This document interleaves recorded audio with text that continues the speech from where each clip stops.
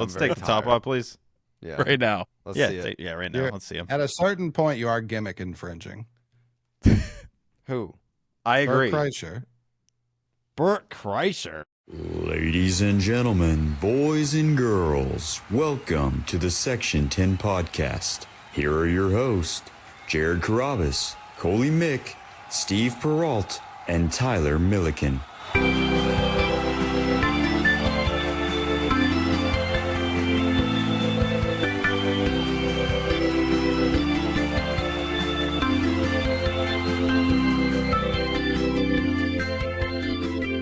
What's up, and welcome back to the Section 10 podcast, episode 620, presented by Kalshi. It is the home of your 22-27 third place Boston Red Sox. My name is Jarren Duran, and I am a certified GM, a bona fide stud, and you can't teach that. And this right here, this is Coley Mick, and he's 7 foot tall, and you can't teach that. And this right here, this is Tyler Milliken, and he killed his dog Bullet, and you can't teach that. Bada boom. Realest guys in the room. Steve, how you doing? Ooh, what up, Section 10 in the building? In the mother fucking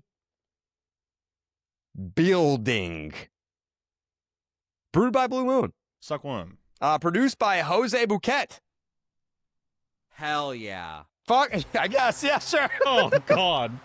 It's a sweep. It's a sweep. The Red Sox have swept the Kansas City Royals. What a win.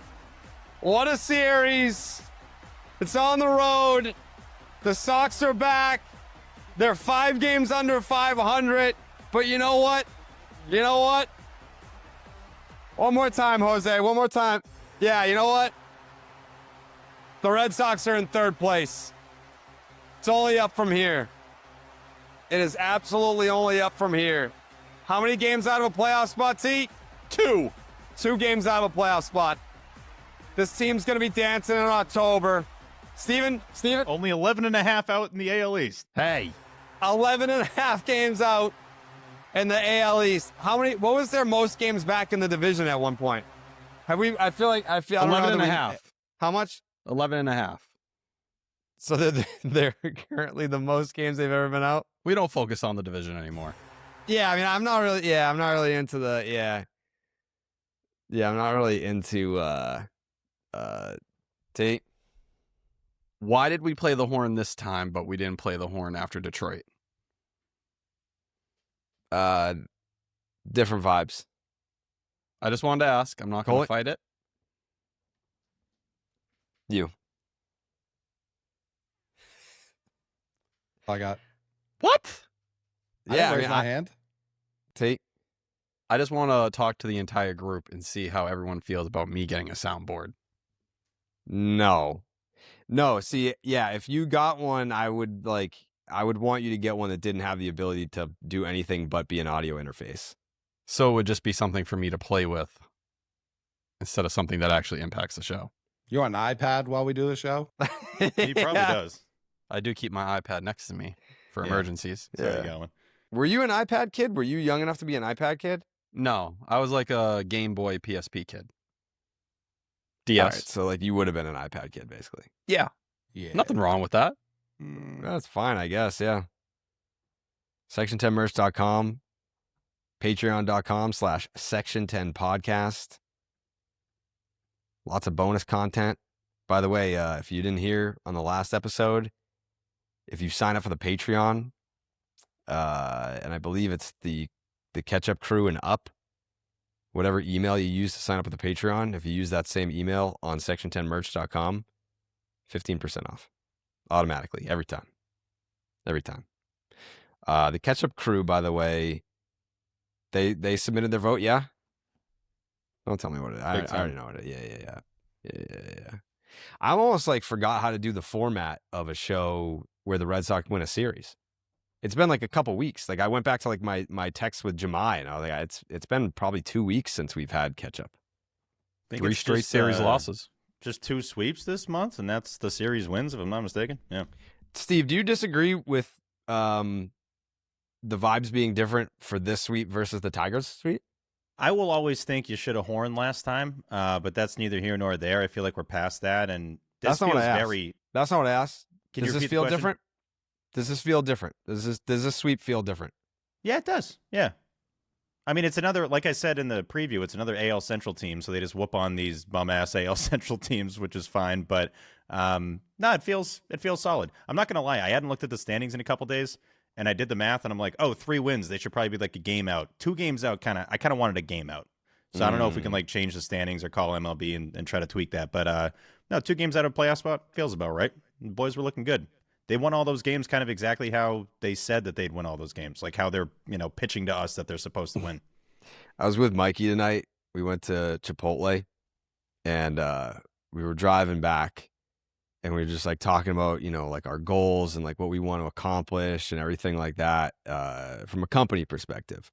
Mhm. And I was just like, man, like they win tonight, they sweep, like, 3rd place, like they're gonna be creeping into like a playoff spot. I was like, what are we gonna do? Like if they win 83 games somehow and sneak into the playoffs, like are we really gonna like do the House of Blues and whatever? And he was like, fuck yeah, we are. Yeah, Like, 100%. yeah, I mean, a Red Sox playoff game is a Red Sox playoff game, And I'll say this: if they quote unquote sneak into the playoffs and whatever, they're like a low 80s win team, mid 80s win team. T, what are you doing, man?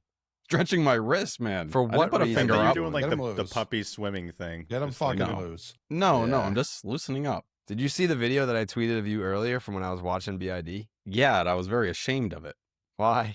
because I can't control it. Like during the podcast when I have something to say, like it's just what my body does now because like did. I was trained. Yeah, Steve. I have an early nomination for Person of the Week. Okay. Thank you. It's a thing we always do. Tyler.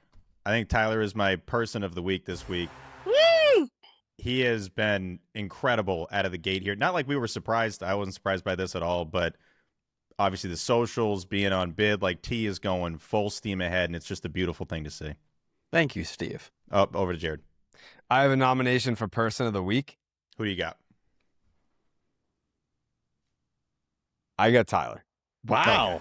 There was Yeah. no drama Two for two? there. Yeah, I texted you, T, and I told you Very as sweet much. message. Yeah. I just have a hard time taking the praise, but I do appreciate it. And this is just the beginning. I think this week I was going through like a lot of growing pains, Jared? Jared. T, how does it feel like your first full week of not having to go to 98.5 the Sports Hub? Extremely weird, but I feel so much more clearer mentally. Like I'm getting proper rest for the first time, despite working Wow. harder than ever and trying to push a lot of these things. Yeah. But to only focus on baseball, it's almost like my brain, it's not entering the other parts of my brain that are dangerous, that are like make me feel exhausted and tired and like I want to throw my head against the wall. It's just baseball 24/7. So I'm kind of just living in my happy place. Wow. T, have you had like any nightmares yet, or like woken up in the middle of the night like you missed your alarm or something like that? Your routine has been so specific in the morning. I feel like you might trigger like, oh my God, I'm like 2 hours late. No, the first day I did wake up and I panicked. So behind me, I bought these curtains, these like night ones, or like they don't let the sun in. Blackout curtains. I didn't Blackout realize you curtains, needed yeah. the bar up top. Night I thought you curtains, just yeah. taped them or some shit on the wall. What do you call them? Night curtains? Yeah, I don't know, man. Whatever Yeah, I they're bought called. myself I some bought night these- curtains just to yeah, I had celebrate these, my new full got- time. Got some meat curtains over here. And It's just when you look at like some mirrors, you never think like, oh, I need to put something to put a curtain there. You think they just go Mirrors. there. Yeah, what? Or windows. right? Windows, yeah. Whatever they're called. You Got just some never night think curtains about for that. my mirrors, dog. I'm just like, I'm balling out on Amazon right now. So the sun just comes right through. And usually that was my trigger. Oh shit, you're late for work. You better get your ass out of bed. That did happen the first day, but since then, we're good. Dude, I've been he's waking up covering his earlier. mirrors for some reason. All right, honey, let's get to bed. Let me cover these mirrors up. Yeah, that'll do it. Can't have these things looking at us while we sleep. Steve stays up very late, and I understand it now because it makes a lot of sense in terms of planning and getting ready for kind of what the next day is going to be. Because if you're ahead the next day and you're not constantly like trying to catch up or keep up, it's way easier. yeah, it's way easier too. Like you probably spend a lot of time at night thinking about different markets that you're gonna look at on Kalshi, I would assume. That's my number one priority. Yeah, because on Kalshi, you're trading against peers in a live market, meaning that there's no house.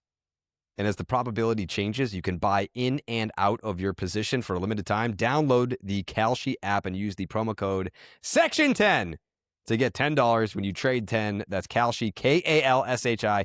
Trade on absolutely anything, but I think it was a shock to me. I guess it's loser mentality. I'm conditioned to just say, home of your whatever the record is, last place Boston Red Sox. I was stunned to look up tonight and see third place. I feel like this is not they're not playing like a third place team. It's not I am a little worried that you're saying this, and then when people wake up, they're going to be in fourth once the Blue Jays beat the Yankees. That's fine. It's ideal in reality. Yeah, it's still third. I mean, it's the same record. I think the wild I'm a card big makes me like feel dealing in truth and like having, proof of things kind of guy. Always been that kind of guy. Mm-hmm. Yeah, like I'm like if I say something, there's usually a really good chance that I can back up what I'm saying kind of guy. And right now, Sox are in third. Yeah, facts. Yeah. Just look at the wild card standings. The fact that the Astros and the Angels aren't the only two teams behind you for once, that makes me feel better. I'm glad you feel good. You're a happy employee, T, you would say? The happiest around. Fuck yeah, man. That's good stuff. That is good. I'm happy that you're happy. I didn't realize until today, by the way. I mean, it's been a hell of a week. Moved into the new house. Yesterday was a fucking disaster. We probably ran out of boxes. We just were not good estimators for how many boxes we need to fill up the house. So there was lots of runs back and forth to Home Depot. We should have been out of there yesterday. Didn't quite happen that way. So it's a little bit of a chaotic situation. Mikey Eamon, though, did come over and help me with my setup a little bit. So very sub, right? We went to Sully's to pick up some merch. He got some merch. I got the Divine Providence tee. Got that. Actually, I should have fucking wore this tonight because I was wearing the shirt yesterday. I probably smell like shit. No. Yeah, like me, right, Steve? I was trying to do the thing. I was trying to do like the kids do the fucking thing. Where did that start to? Yeah, what does it mean? This? It's like, oh, bitch, you stank. It was a Patriots player that started it, right? Well, Diggs was doing it a lot. No. And the kids are all doing it on the big screen now and have been for the last 6 months. Anyway, what were you saying, Jared? You're stinky? Yeah, he stinks like shit. Yeah, it smells Yeah, like poop. I stink a little bit. Yeah. Mm-hmm. Some Yeah. stink is good. Kind of like tea that one time. That's what hey, Steve, we've been on great terms recently. Yeah. So we can scrub that. Whatever. Don't send us right back. You didn't hear shit. Oh, you know It what smells this like means, Steven? Yeah, what's up? Now that Tyler is full time for the first time this week, he might be available for Clean 40. Maybe, I don't know, because that's what I was starting to say. I was like, it's been such a crazy, hectic week this week. I didn't realize that it was going to be a Fenway Friday this week. So I did put in for the passes today on everyone's behalf. Let's fucking go. That's just staying on top of shit right there. It's also a giveaway. A little Clemens the Rocket bobblehead. Really? Mm-hmm. Is it You really? gonna be in the Giveaway on a ballpark? Friday. I've never seen that in my life. I'm not hating on it because I'll just do it on the review. But shout out to the Sox. Yeah. Interesting relationship the Sox with Clemens. Very interesting. What do you mean? It just to the fans, like I feel like fans feel a type of way about him, but don't hate him because it's been so long. And then he's done so much with the Jimmy Fund and come back and been like, "Hey, I'll throw BP for like $20,000." Like it's, I think he's done a decent job post career of kind of coming back and feeling like he's part of it. And they haven't given that number out yet, obviously. Too. He was really upset recently when there was like a list of the top 10 Boston athletes and he wasn't on it. And you could tell he was like extremely offended by it. Of like all time? Yeah. Yeah, I don't know that all time. I mean, like, he would have had a strong case for that. If he played his whole career in Boston, he'd be like 5. Like if you're talking just like how great you are as a ball player, your career legacy, where you stand in the game. Yes. In terms of winning anything here, like a lot of those guys are just going to jump over you. It's the reality of it all. Yeah. Like in terms of like where does he even rank on the top 10 Red Sox of all time? Is he like on it? it probably bothers him that Pedro's just viewed as the best pitcher in team history when when Clemens, like, on paper, probably has a much better case. You know what I mean? Like, he started here. He was dominant immediately. Did he win more size here? Clemens? I know he has more total. Clemens has 7. Pedro has 3. Yeah. He's like, I didn't lose 86. That wasn't my fault. Clemens, I feel like, won way more after leaving. Like, he won definitely back-to-back in with Toronto. Yeah. He was there for 2 years, won the Cy Young both times. He won one in Houston. He should have won 2 in Houston when he was in his 40s. Yeah. So he just talked. Coley made a great point the other day. When It was just fucking me and him down on the farm, and he's doing this. It's like just 2 of us. You put your finger up with just Coley. Literally just 2 of us. He said it very plainly, but he was right. He's like, you just suck at podcasting. And I was He like, does. honestly, that's a pretty good take. He's a radio guy masquerading as a podcaster. Like, he talks like there's a fucking commercial break coming. The More top after 10 this break. the top 10 best Boston athletes of all time. Brady or Bird Who's this Williams. Who's this from? If I say the source, it's bad. ML football, but Clemens, this is the one he quote tweeted. Okay. Brady or Bird, Williams, Russell, Ortiz, Gronk, Yastrzemski, Pedro, Paul Pierce. And in this graphic, Gronk they is spelled- not a top 10. Gronk Boston followed by athlete of all time. Yastrzemski is hilarious. It's the greatest tight end of all time. Yeah. They spelt Pedro Martinez Prado, Predo. Okay. Whole list This is is AI perfect. slop list. Yeah. Prado. Yeah. I don't know that I agree with like Love Prado. almost anything that they said. Clemens really got a sigh at 41. Yeah. That Yeah, and this- he should have won. What was it? The year before, the year after, he had a sub The 2. year after, he had a 187 That's crazy. in 32 starts. Yeah. Came in Didn't- third place. Who the fuck? There were 2 guys better than that. What year is it? 05? 05, yeah. Who was that? Someone on the Who the Cardinals. hell? It was Chris Carpenter and Yeah. your girlfriend. D-Train? Yeah.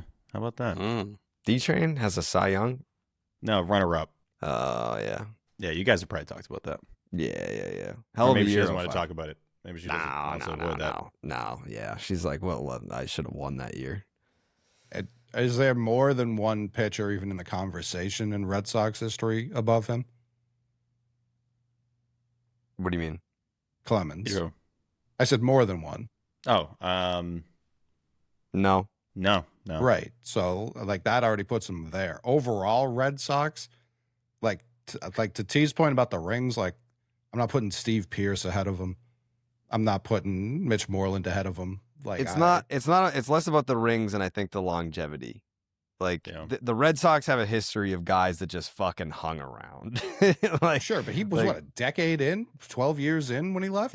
84 to what, 95, 10 years. 5. 96. Like where it stands out, and when you start looking at like a lot of the leaderboards for the Red Sox, Roger Clemens 80.7 B WAR.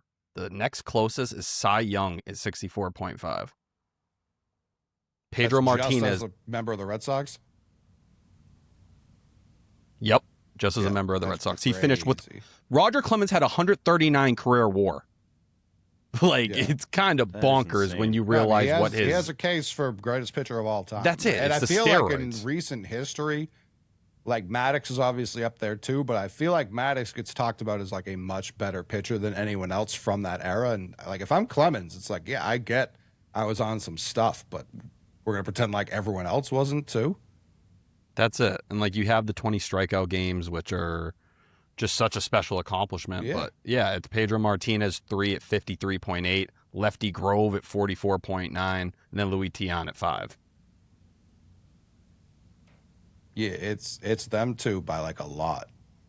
For Just Red the fact Sox. that he got 4 Cy Youngs after leaving the Red Sox. So 4 Cy Youngs from the age of 34 and above, which to Tyler, that probably just broke your brain because he's old as shit, and he still got 4 Cys in that time. I'm not going to lie. I didn't know that 13, I wouldn't have said the majority of his years were in Boston.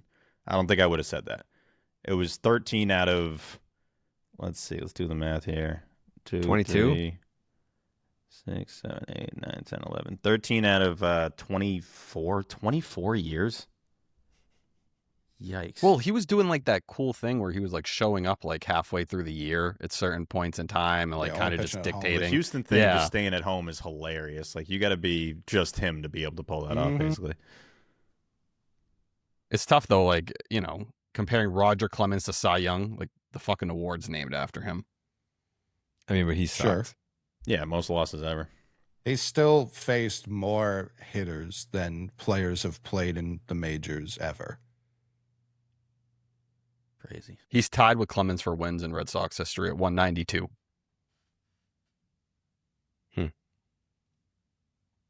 Well, yeah, shit list. I think for Red Sox, he's certainly top 6. See, Like, how I do don't you know. compare him and Manny? Like, that's so tough. If we're being objective about it, removing like our personal bias about how much we love Manny. Manny was here for a shorter period of time, didn't win any MVPs, obviously has postseason accolades. and never 2 won a batting rings. title. No, famously on this podcast and only this podcast, he has never won a batting title. Did not do it. So yeah, it's like Ortiz, Ted Williams, Pedro, Clemens, Yastrzemski. He threw 71,829 pitches. Well, and like Clemens? Yeah. it feels like the Red Sox are in this awkward spot where they still haven't given out his number. So like, what are you holding? Like Manny or Manny got out the door and they were like, here, 24, anybody take it. We'll fucking hand Takashi it to Saito. anyone. Yeah, David Price later on, right? TP. But like they've clung to Roger Clemens' number all this time. It's like, what Well, for? they were waiting for him to get into the Hall of Fame, and then that hasn't happened. So it's a At little this awkward. point, though, like what? Like what are they waiting for?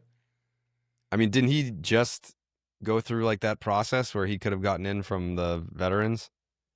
No, I don't even think that started yet. Or maybe this thi- was I the first veterans ballot he could have been on because he just came off the regular one. That catches me by surprise every year. I'm like, all right, I guess we're doing the veterans vote today. Like, no one really let me know Yeah. about this. So-and-so's in the Hall of Fame. Okay, sick. Yeah. Yeah, it's like, it's bizarre. Congratulations, it's been, Alfonso years? Soriano is in the Hall of It's Fame now. always- And we're like, what? It's always Fucking someone Memorial like that. Day. Eric Hinsky, come on down to Cooperstown. Yeah. Yeah, no, it was Bonds, Clemens, Mattingly, and Dale Murphy who were in the latest Veterans Committee Bill Murphy should or have been in, contemporary era. like 30 years ago.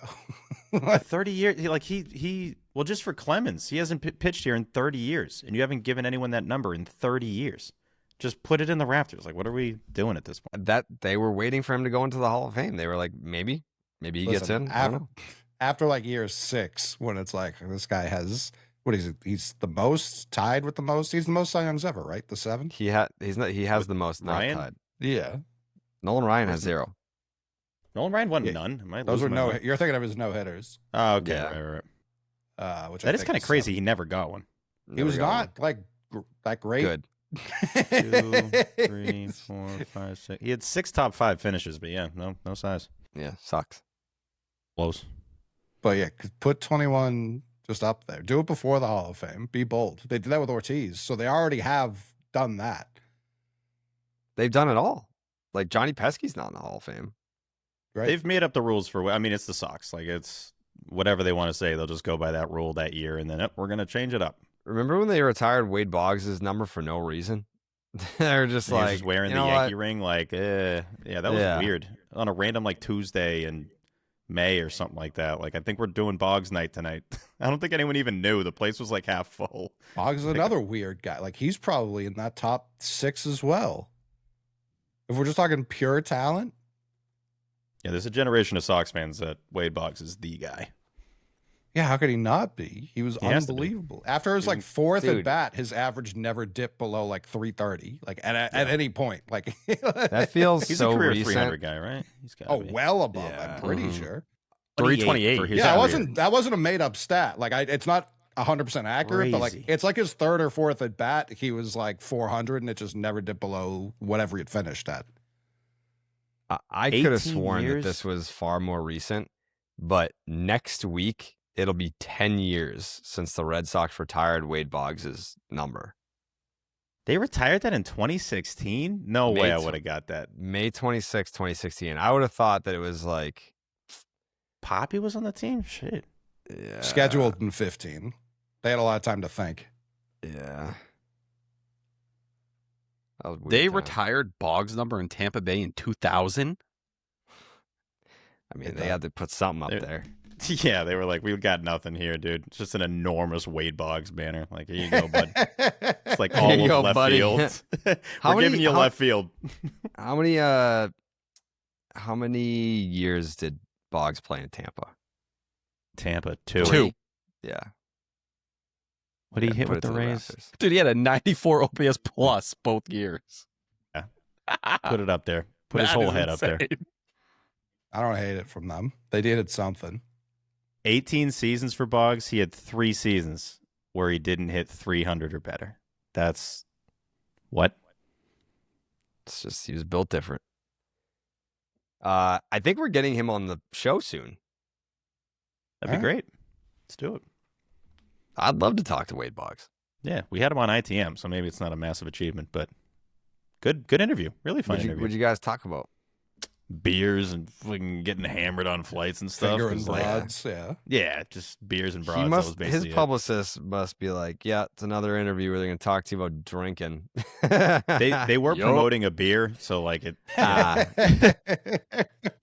kind of had to. But no, that was the first thought. Honestly, is like, all right, we'll get this question in, but he's had to have answered that 5 million times by now. Of Like, Yeah. how many was it, dude? did you really drink the beers? Yeah. He's always been and then he's just like, yeah, and then you just end the interview. All right, man. Oh, that's sick, dude. That's sick. You Dude, were also pretty I good. drink beers too. Like I drink them. There's no way he drank that many, man. What was it again? 60-something? Dude, you would explode. T calling him out and him I'm like, sorry. hating T would be so fucking funny. Yeah, Wouldn't be the first time. You drink beers. 7. Go fuck yourself with that. Well, that's in a day. The flight apparently was 73 beers. Okay. Yeah. You're like, yeah, I mean, that's what I do on like, my normal flights. Yeah, you might say that you drink beers, but I drink beers. How what? It's How that long for was this 45 flight? minutes. Yeah. Cross country, Boston to LA. So what, 6 hours? Yeah, no, that's quick 12 per. Wellski? Wait, Yeah, what? that's exactly 12 an hour. You'd be pissing for like an hour straight. Nah, it's just not humanly possible. Did they do this on MythBusters? They would have died. They did it on Always Sunny, which is a type of Mythbusters. I mean, it's a beer every 5 minutes. That doesn't sound as crazy. But For like the I first mean- 3. I couldn't even drink a water every 5 minutes. No, that would actually kill you. Why wouldn't it kill you if it was a beer? It probably would. There's a ton of water in beer. Most of it, I would argue, is water. Mm. Well, Like a complete dead zone. No that one was was the even thinking easiest about time talking. ever to say words. Thank you for passing me the ball. Dwight Evans deserves more love. He should be in the Hall of Fame. He's extremely comparable to Jim Rice, especially because defensive metrics back in his day were not properly appreciated. Ooh, it's been a minute. he's not ready. He's not ready. It's like so mad when you do it. It's your I segment, love. man. I love Is he when I ready? play and he grimaces. Yeah, he's like, fuck. It's like Scherzer on the mound. Thank you. Thank you. Huh? Let me find the beat. Get in here. Let me find the beat. Right there. Yeah, get in, dude. It's just this for 20 minutes. Swing and miss Sonny. Wilson bombs. Easy money. Lose. Sorry, honey.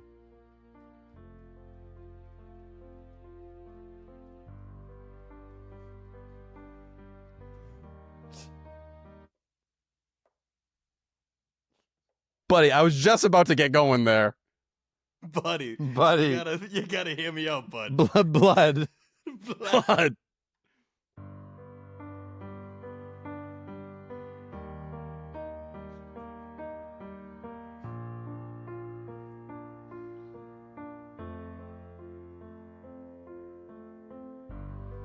Klark's Ketchup, my fave. Duran's back, straight from the grave. Sox bullpen, we glaze. We glaze. Brooms in Kansas City. Duran's Ketchup quest, gritty. Early's length, plenty. A series of haikus by Tyler Milliken. Wow, thank you, T. That was Thank beautiful. Mm-hmm. Yeah, that was good shit. It's good work. Do you feel like you can think of your Taikus better now because you don't have to worry about going to work in the morning? That's part of it. I do feel like I'm entering like the next phase of my like rap career. Like I had my early days where I was like in the streets and I was fighting for it and I was hungry and I was just dropping mixtape after mixtape.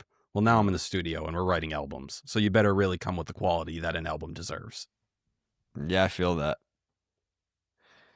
Yeah, I feel that, man. No nominations? It's a high bar, T. Okay. They were good haikus, but let's not get fucking nuts, okay? My Let's- Yeah, let's not start. And kicking delivery over matters. stuff. You know, hitting the beat does kind of matter. It's hard to then grade. Good thing high I when did you that. Yeah, Miss the beat. Yeah. yeah. Put some treble in it. Mhm. Yeah. So I did want to look into the Kalshi market in terms of where the Red Sox are at in postseason odds because I know that we talked about it. Jesus fucking Christ, Steve! What are we doing, my man? What's happening? Explain. Quick timeout from the 10. Let's talk about Blue Moon, man. How about Blue Moon? It's the best beer in the effing world. Why did I censor myself? I don't know. I don't know, man. But I do know that no baseball date is complete without Blue Moon Belgian White, born in a ballpark 30 years ago at the Sandlot Brewery in Denver, Colorado. Blue Moon's bold flavor, bright explosion of color, and iconic orange slice ritual guarantees a one-of-a-kind beer drinking experience year-round. And for those occasions, when you want a lighter option, reach for Blue Moon Light at only 95 calories and 3.6 grams of carbs per 12-ounce serving. It's a refreshingly light alternative beer brewed with real tangerine peel. If you're looking for a great-tasting non-alcoholic beer, try Blue Moon Non-Alcoholic, still made with real Valencia orange peel and coriander, with just 80 calories. Great for when you want to hold the alcohol, not the flavor.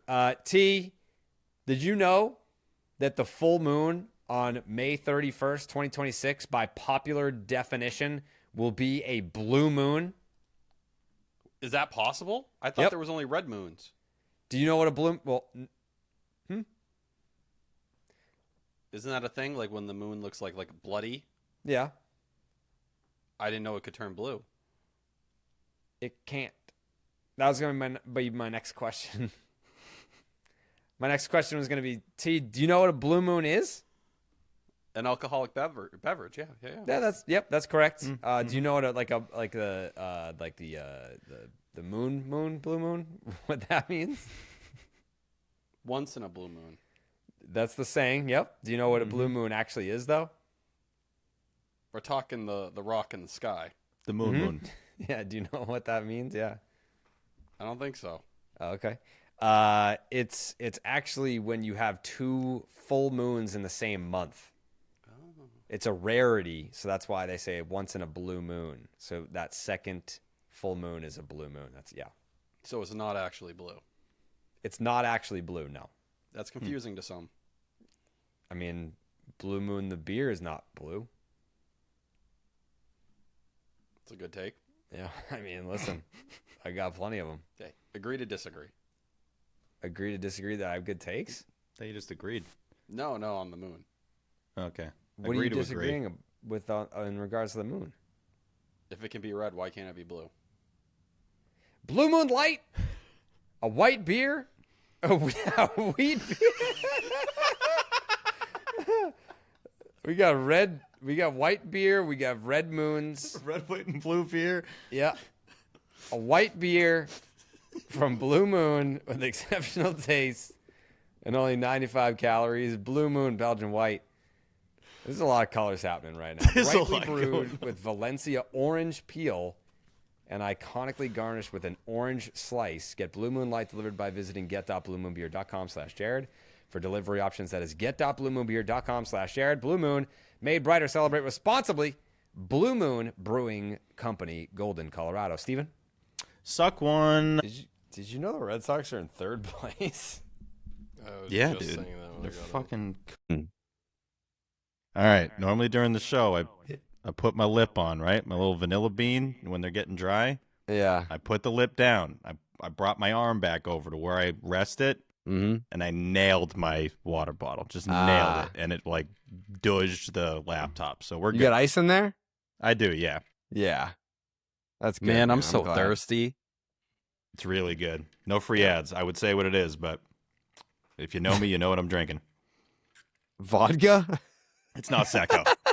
Yeah, so much carbonate that thing would explode. You'd have shrapnel in your forehead. I'm just sipping down vodka the whole show.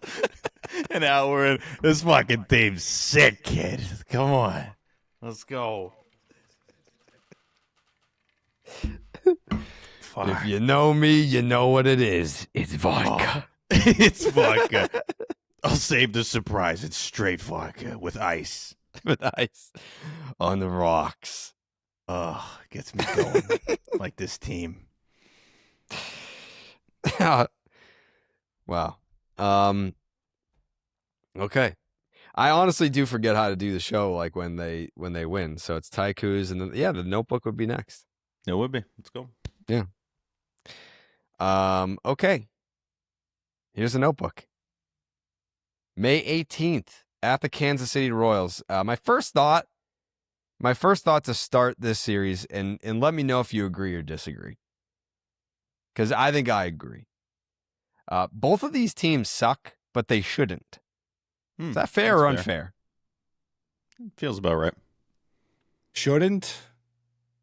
Like, based on where we were at in like spring training, going into the year, I think a lot of people had some love and respect for the Royals. Same thing for the Red Sox. Like, put yourself in like February 14th, some Valentine's Day, Coley. What were you thinking about the Sox? What were you thinking about the Royals? Well, World Baseball Classic hadn't really taken off yet, so I was pretty low on the Sox. Was Durbin even on the team yet? Or do we still have NL Cy Young frontrunner Kyle Harrison on the team February 14th? That's neither here nor there.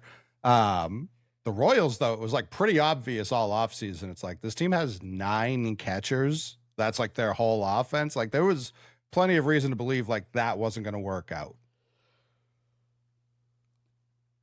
So no head. I just don't know that it was fair. Yeah, I don't think that was fair to say. Like these teams have kind of played how you expect them to play. Nah, I don't know about that. I don't think anyone expected the Red Sox to be as bad as they've been. And maybe you weren't high on the Royals, but I don't think anyone expected their offense to be fucking cheeks either.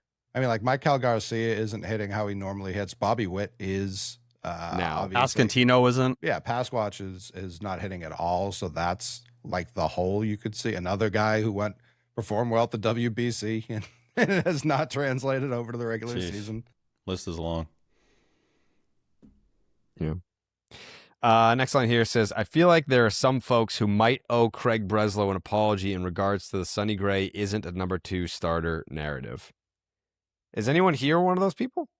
I was one of those people that I didn't think he was a number 2. I think it was honestly because I thought they were going to be mega aggressive in the offseason getting multiple starters. And they end up being aggressive by getting Suarez, but that was obviously post-Breggy, so that's not – I can't give them full credit for that being the plan the whole time. But yeah, we'll see, by the way. It's not June yet, but he's been really good. He's been consistent. I like how he handles himself post-game in the media. Shout out to Wilson Contreras. He respects the crap out of that guy. He's cruising, man. He is really – you feel like your dad's out there just tossing gems. Like, I respect this guy, and I know he's an adult in the room. T? I do think when we're talking about Sonny Gray being this guy, being this number 2, I wouldn't classify him while the surface level numbers were good, and now it's a 2.93 ERA through 8 starts. It's a 3.74 FIP. The whiffs we've seen the last 2 starts, I think, are the difference maker. That's a guy who's a number 2 starter. When he wasn't getting those whiffs, I feel he was more getting lucky and getting by. Also, he needs to shave his head. It's time. Huh? He needs to shave his head. Started. I don't know what it's happened. like the back there was is a like side long. angle in the dugout. I don't know what was going on in his head. Bad, yeah. Like people I can't say it's a much, though. story. I got nothing on top. So. Oh, Steve, you're 10 times better than what he's rocking it's with. bad in the back. Also, you got to factor in, like, you got sweaty baseball hat head going on. So you take that off and shit's just kind of moving around. Listen, It's like he asked for a mullet and like that was the best they could do. He got an old guy's version of Jarren's haircut, basically. Yes. Jarren would swing on you if he heard you say that. So He fast. swings on me For for less. saying he's good. I was about Yeah. to say. Yeah. Be like, good game. He's like, I'll kill your ass. Yeah. Hey, Craig said he wasn't the number 2 when he went out and got a number 2. So I don't even. True. Yeah. Ron hair? Yeah. Hey, we don't do that anymore. Oh, sorry. Jesus Christ. Yeah, geez, run here. Whoa, say it right, dude. Yikes. Whoa. That is. He doesn't still like right. that. Yeah, I mean, like, I think Sonny Gray, I'm still exactly where I am on Sonny Gray that I was when he got here. I'm like, yeah, very good pitcher, but like when we started talking about going out and getting a number 2 starter, I was more so thinking of like long-term commitment. And then again, Ranger comes along. It's like, oh, okay, great. But that still doesn't mean that Sonny Gray can't be a number 2. I think he's a very good number 2. Whatever. We also fall in love with like who the 2 is. Who like this team is flooded with potential Good 1s and 2s. So it's maybe the best rotation or pushing the best rotation for the last like 20 years that they've had. Maybe I'm forgetting an obvious one, but this is every night they're 4 putting aces. up 1s and 2s. There's Yeah, a real the chance. who's the ace team, Yeah, of course. there's a real chance by the end of the year, Piantoli's that guy. Just simply off stuff and what it is there. It hasn't been your actual ace, so maybe he is the number Yet. 2 by default. Of course, yeah, I'm not out on Crochet, but this year he just hasn't been. Weird update on him today too. Oh, Like, a weird relatively update from possible. a Red Sox injured player? No way. Good take. Oh, I loved how he was like, injuries. Every single player gets hurt and they think they're going to be back and then they're not back for like not only the minimal IL stint, but like a month afterwards. Like we're not seeing Crochet bare minimum till like probably middle of June after he has to make a rehab start or something like that. But he said all the progress he felt like he had made going into that Baltimore start when things were lining up mechanically after the Twins start. He's like, it's all gone. I've lost all feel for whatever I had at that point. I'm right back to where I was when I was at rock bottom. So great thing to hear. Hopefully he finds that feel as he has another bullpen. Then it's going to be a live bullpen and he's going to need to face hitters multiple times before you even have a conversation about him returning. Well, when he does return, he'll be joining the 3rd best rotation in Major League Baseball. That is supported by the 2nd best bullpen in baseball in the month of May. You know what I'm saying? I think that's the thing you kind of cling to with this team right now, though, is 7, 8, 9, you're done. It's over with. Justin Slayton looks like vintage Justin Slayton. Whatever clicked velocity-wise when he was down in Worcester, it's carried on to this year. He's getting the whiffs that he needed. If you can shorten games like that and you can just a little bit more, you just need a little bit more offense, there's no reason why you can't make a run. I don't think it's that much more. I think if you can get Roman Anthony back. 3.22 runs per game this month. That's 26th in Major League Baseball. So they're a full run below the league average. 100%. I think it starts with what we saw with Jarren Duran in this series, and can he get back to just being even what he was a year ago? And if you can get that version of Jarren Duran back, if you can get Roman Anthony, who's supposed to start swinging a bat, we'll see on Friday. I think you start to pair some of that. Listen, I don't know. I'm hoping for Roman Anthony, but if you're looking for reasons to be optimistic, like there's something there. It's also that Craig Breslow should get off his ass and make a move. But you see the difference just adding someone like Nick Sogard to this lineup does versus some of the zeros that have been playing on a regular basis for them. Well, okay. Next line here says Masataka Yoshida might be the smoothest runner in the league. I didn't say fastest, okay? Because that would be fucking ridiculous, especially when he's sharing a diamond with Bobby Witt. There's a difference between fastest and smoothest. Are there any objections to Masataka Yoshida being the smoothest runner in the league? I'd go player overall. Yeah, outside of that one play. I mean, everything about Masa is pretty smooth. Hey, how did he respond? He did respond immediately. It's Yeah, we'll get there. Hey. Not jumping ahead. Yeah, don't jump ahead, please. I didn't Please. see Witt lay it down and wear the crown. Yeah, that's true. Afraid of success, some might add. You know? I guarantee that T just nutted over that Nick Sogard play. That was in the bottom of the fourth. Thoughts, T? Yeah, I think we were in the middle of the podcast and I moaned audibly. I love Nick Sogard, man. Once again, further reasoning, and this might be the wrong time to really drag my nuts on IKF because he did have a 3-hit game and he walked in that game as well. He's one of the best players in the team. Further proof that Nick Sogard should have always had that roster spot. And the fact that I know Chad Tracy didn't want to say that Caleb Durbin lost his role. They were just going to play the matchups. Sogard's faced the last 3 righties they faced. Durbin faced the 1 lefty and Bailey Falter. It was nice to have an RBI single, but is this not kind of telling you, like, we're going to get Sogard some real run here? And so far, every game, he's had a hit. Okay, but why did you need to slander IKF in the Yeah, process? Durbin was right there, ready to be slandered, and you went to Yeah. IKF. Well, just simply from opening day, there was no reason why $6 million should have been devoted to him when you had Sogard begging for an opportunity. Again, you didn't have to. Well, I'd rather pay IKF $6 million than trade Kyle Harrison and David Hamilton for Caleb Durbin. Sure. So that you can still play Sogard. Yeah, if so, you're saying you were more upset about that, and you would have signed IKF and just had Nick Sogard be your starting third baseman. I mean, you're building it around IKF. I think we're all saying. I reject that. You think IKF to Philly at this point? I think he's the kind of player when Dombrowski was talking about elite ball players, what Bryce Harper wasn't anymore. IKF. I'm talking about the All-Star game, T. Oh, not a excuse trade. me. That's where my head goes. I'm not gonna lie, that took me a second. I was like, what is he talking about? Yeah. Oh, okay. Yeah. I thought you were going to say Cooperstown. Oh yeah. Well, he's not done with his warpath that he's been on. No doubt. Plenty of time left. T, I heard you say earlier that you wish that IKF got the Roman contract and that it was something like that. The Roman contract wouldn't be enough for a man with his stature. Wow. Coming around. 600 million. 6 God. The 6 God. We drop it. That's in the Discord every single time he does something. It's 6 God in the chat. Thanks, God. Love that. Next line here says, I'm being completely honest when I say this, but that might be the first time I've ever seen Massa actually look bad in the outfield at the big league level. Like, for all the talk about he's fucking awful and, like, get him out of there, he's adequate, you know? Like, he's presentable. He's average. He doesn't look like he doesn't belong.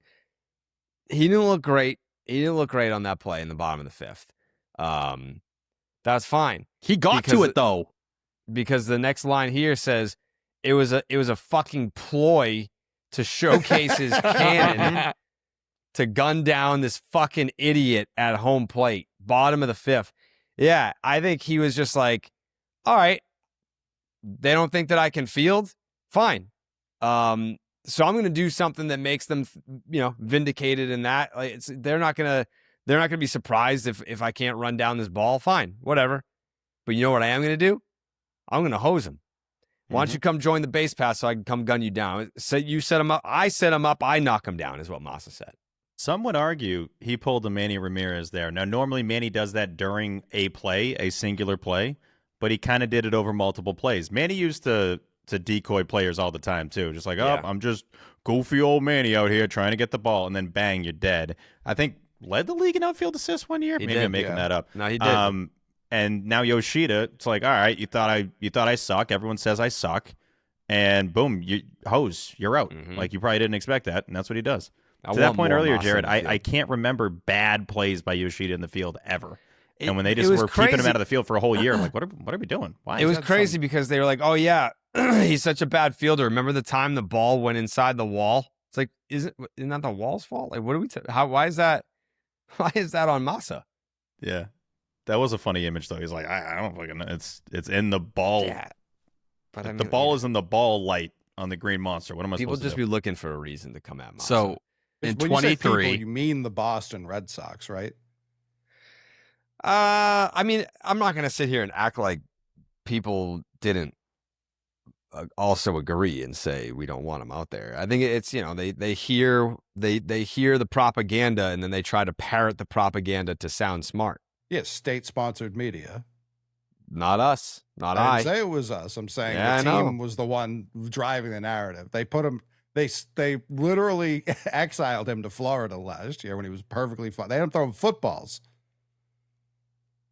Never forget when Massa spoke out and then it was all erased from history. That has never been recorded. You have to dig so far to see the Chris Cotillo tweet of Massa being unhappy in the clubhouse in 24 after they stashed him for a week and wouldn't play him at all, no matter where. He's like, I'm healthy. I'm sitting here. Like, they're desperate for people in the lineup. They just don't want to play me. But that was the whole like run prevention conversation at that time. Massa in 23 and 713 innings in left field. What do you think the DRS was? -7. -4. What do you think the outs above average was? -2. -8. And the fielding run value, -11. I think with Massa, if the ball's hit to him, he's going to make the play. It's the balls he doesn't get to that become the problem. It feels like the case. I still would not have sat him for a week as someone who bitched very heavily at that time about the way they were handling things. Well, it's also the appearance, too. Like, I feel like the numbers can make it seem like the player is worse out there. It's just he's not getting to balls that Rafaela could make it look like the easiest play of all time. But he's never – I don't think Masataka Yoshida is ever going to look like super choppy with anything he's doing because at his core, he's a ball player. So you put me in the outfield, I'm going to play outfield. I want to be at the plate, either, doing swinging bunts or finding gaps, finding hole. He does find hole a decent amount of times. But, yeah, Yoshida's – consistently just showing up and playing whenever he gets the chance to do it and consistently not saying a peep. He's not saying anything negative. They also told everyone in 25 that the reason Massa never played the outfield was because of his shoulder, even though he seemingly was not aware of that. Yeah, completely fine shoulder. And there was footage of it. It's true. That video is still very bizarre all these years later. It was last year, right? I found it. All these years later. Yeah. I think I found it. Fucking shoulder, man. Here we go. This is April 24th, 2024. Interesting media scrum with Yoshida in the clubhouse. He was very careful in choosing his words through a translator. There's some clear frustration about his diminished role. Or a talk soon. And then it was eradicated. Shoulder. My fucking shoulder. This looks right at the camera. It is my fucking shoulder. That fucking hurts. Fucking ow. There is no fucking way I can play baseball. No. Yeah. Ow. It just does the region. In case you guys aren't hearing me, this, ouch.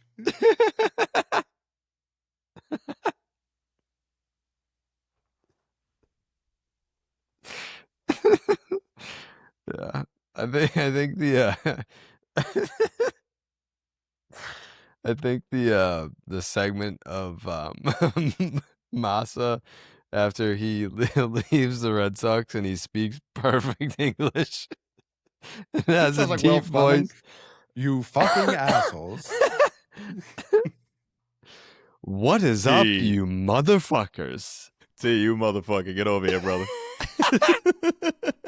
Hey, what do you drink, T? I got you. Dude, Honey, if make he yourself starts useful, speaking to me toots. like that, I'd be terrified, man. Fuck you doing back there? Sorry, she's a fucking wreck. Should have left her ass years ago. T, get over here. I love everything about him. He's just I don't want to say I forget that Yoshida's on the team sometimes, but I feel like I do. And then Yeah. he'll just Chad do something Tracy forgot, funny. dude. He like sat the first 8 of the first 9 games he was managing the team. Every time he came up tonight, I was like, oh yeah, he's playing tonight. I completely forgot. I think it's because like those first couple of years, it's like you saw the vision, but then they never cleared like there was never like that, oh shit, like it's Massa time. Like they never cleared a path for him to just be the DH. They were like, yeah, we fucking signed this DH, and like, I don't know what to do with him. Like, he's gonna DH sometimes, and then when he doesn't, I don't really know. I We'll guess just say he's hurt. I don't know. Yeah, it's we'll because the just guy say who he's paid him was hurt. gone. Yeah, we'll just Even, banish him. If Heim were still here, I don't know that Yoshida's getting like 500 plate appearances a season. No, but I think he would have been handled a lot differently in 24. There would have been a lot more run there than the crap we saw early in the season where he was already being kind of treated as a platoon bat, essentially, and a DH only. Yeah, I mean, between like, all the Kyle Harrison stuff that's going on, I feel like the Red Sox fingerprints are all over the worst trades, worst signings of like the last 20 years. They're all over both lists. There's seven. What do you mean? Starts with the Mookie. Like, they were nails on deals pre-Mookie trade. Like, outside of Pablo, like, that was obviously bad, but I don't like if we looked at that contract right now, what was it, like 5 for 85 or something? 5 for 95, I think. Wasn't that bad.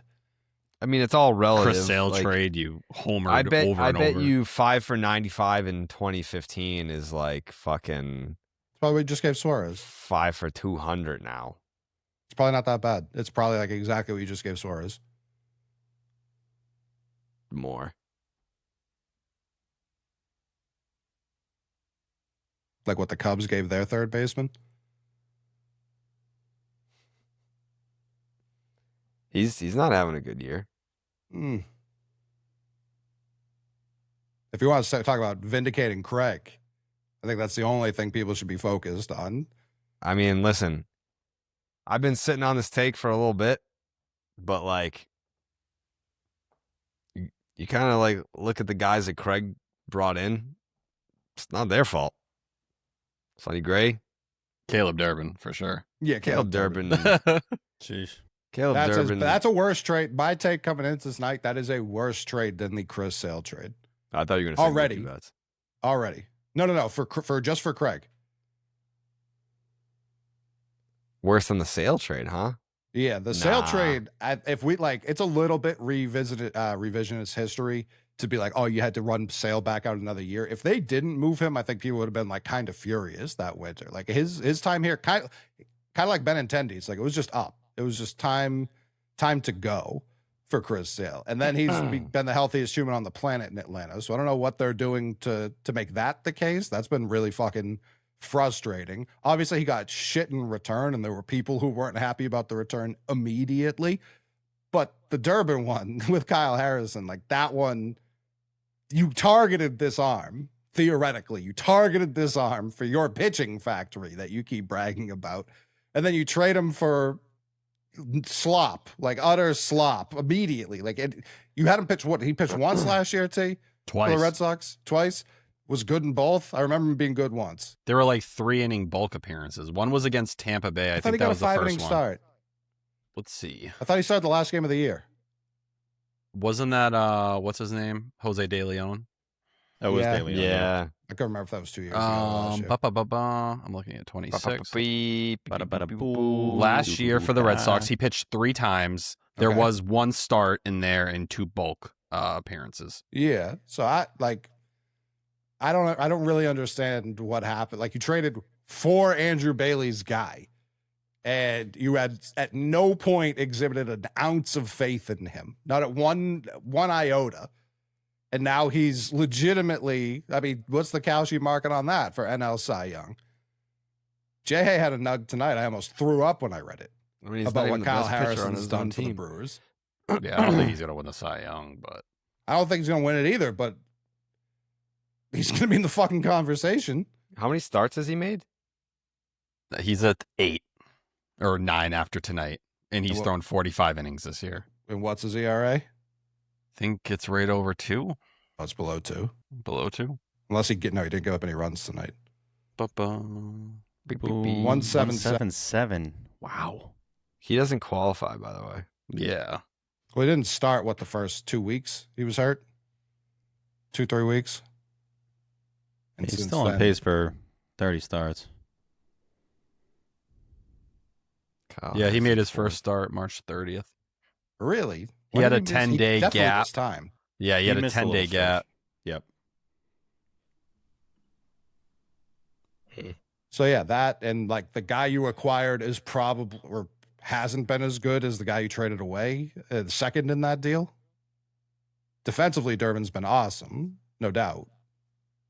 Yeah, the Like- Shane Drowan part is the one that hurts me more because that made me a little nervous when he got moved in that deal. And I don't know if people have been paying attention, but he's pitched really well for them. It's a Mhm. 2.57 ERA in 21 innings with a 2.07 FIP. Kyle And we're Harrison's talking about- getting more swings and misses than Chris Sale and Cam Schlittler. Jeez.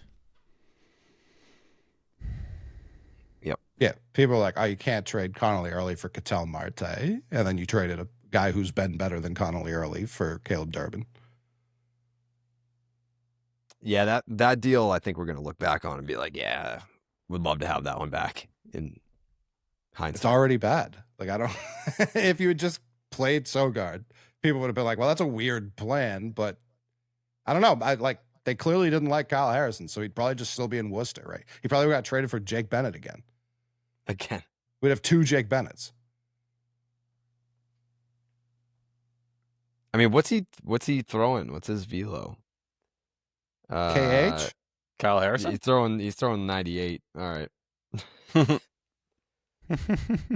What's he even throwing out there? He's pushing 100. Yeah, it's like, what is he? One of those 107? soft throwing Interesting. slop ass lefties? Oh, 98? All right. Gary, I know you know this, so I'm just going to say it even though I know you know it. You know how Yeah. in sports, everyone's got a can't miss training hack, right? Mm-hmm. Yeah. And yeah, most of them just don't actually move the needle, right? Ah. Well, Right? I guess, yeah, right. Okay, right.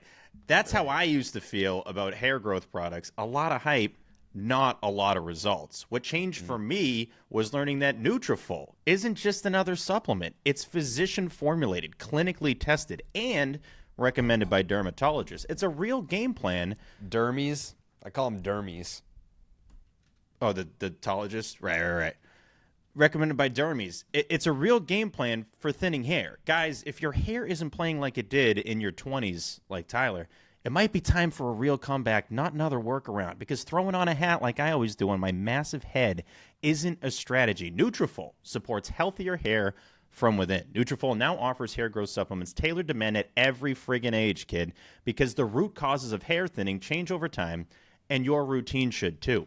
Nutrafol Men for ages 18 to 49 to help improve hair growth and achieve thicker, fuller hair in 3 to 6 months. And new Nutrafol Men 50 Plus, you guessed it, it's the first and only hair growth product specifically formulated for men over the age of 50. You can feel great about what you're putting into your body since Nutrafol hair growth supplements are backed by peer-reviewed studies and NSF content certified. You also guessed it, the gold standard and third-party certification for supplements. Adding Nutrafol to your daily routine is super duper easy. Order online, no prescription needed, with automated deliveries and free shipping to keep you, my friend, on track. Plus, with a Nutrafol subscription, you can save up to 20% and get added perks to support your hair growth journey. Start Nutrafol today and make the hat go away. Visit Nutrafol.com and enter promo code SECTION10 for $10 off your first month subscription and free shipping. Find out why Nutrafol is the best-selling hair growth supplement brand at Nutrafol.com, spelled Nutrafol.com, promo code SECTION10. Now back to Section 10. Did you know the Red Sox are in third place? Yeah, dude. They're fucking... Okay, just kidding. Says here... Well, hold on. Jay had a nug that, yeah. Kyle Harrison now has multiple starts this season with 0 runs, 2 or fewer hits, and 11 plus Ks. In the entire history of the Brewers prior to 2026, lefties have produced exactly 1 such start for the franchise. Of course, it was CC Sabathia, August 31st, 08. So he's done 2 CC Sabathias so far this year for the Brewers. Brewers CC Sabathia may be like the single greatest pitcher of all time. Yeah.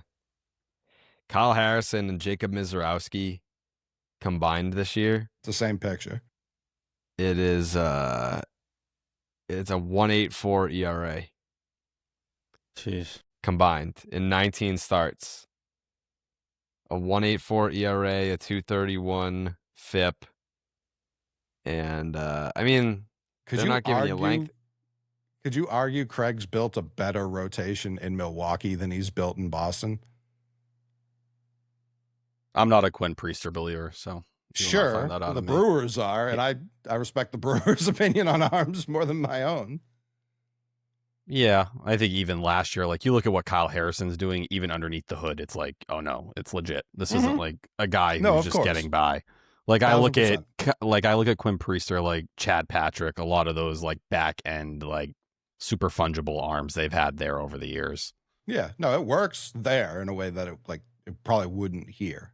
Like Kyle Harrison was a guy who had the potential to have elite stuff. There was a lot of elite characteristics there. I think that's the painful part, and settling for guys like Jake Bennett over something like that, where all your failures on that led to the Dustin May trade, which is another thing you stepped in and forced yourself into when you had that kind of option inside the organization. You just couldn't crack the nut.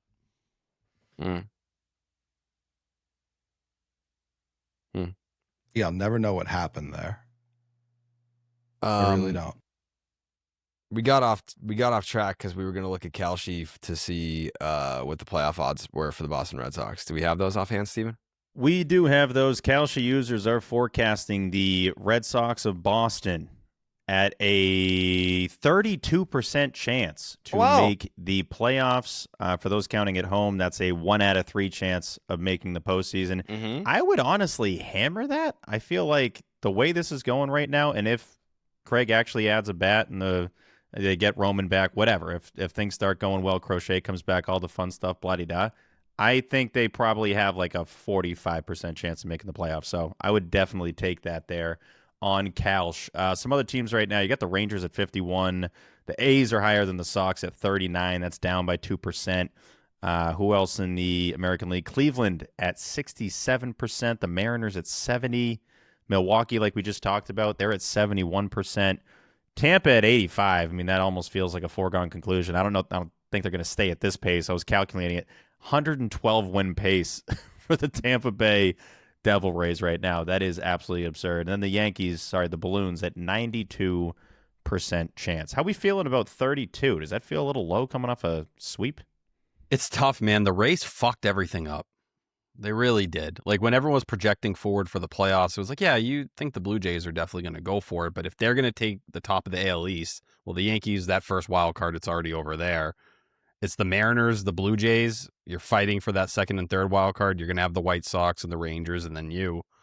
That's not a fun dogfight you want to get into. Like I think you and the Mariners are very comparable, and in a lot of ways they've underperformed. And I think a lot of people think their team's better constructed than yours is currently. Minus 11 run differential for the Red Sox, minus 12 for Jared's White Sox, who are in playoff position right now. So Yeah.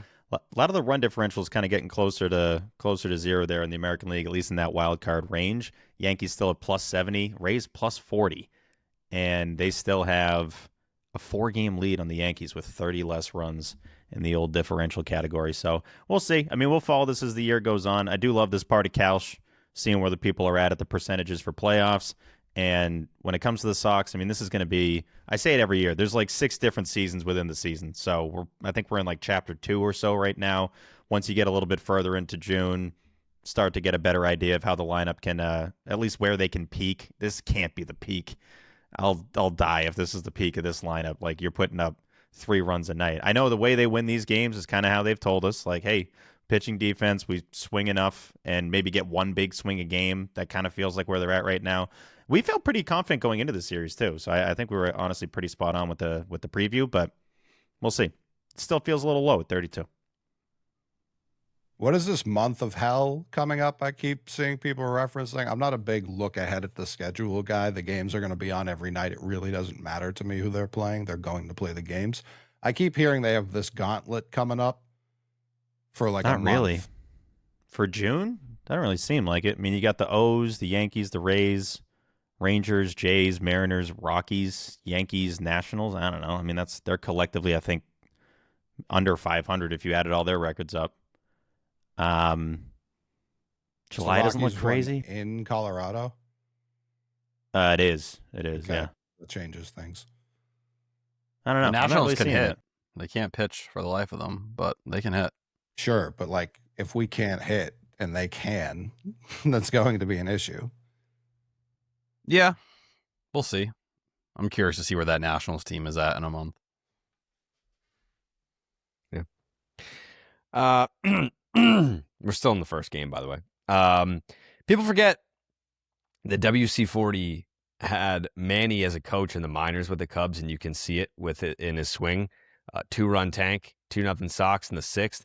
To Steve's point, yeah, people do forget that. You can see it when he connects for a homer. WC40, Manny.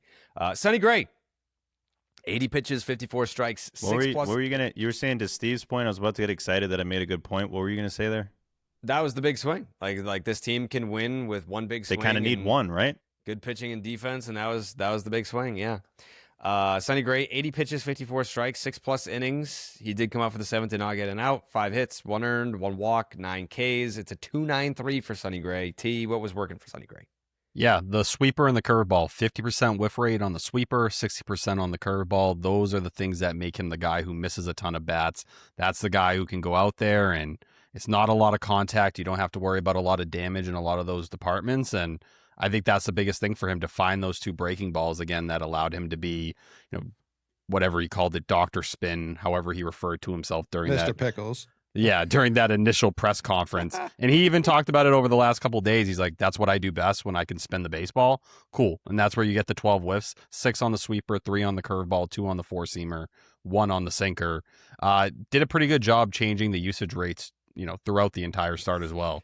Leaned heavily into the cutter and curveball the first time through. Then it was a lot of 4-seamer, cutter, and sweeper the second time through. Then the third time through was cutter usage dropping significantly, and it became 4-seamer, sweeper, and sinker. So veteran pitcher, finding different ways to work through a lineup, that's the shit we're looking for.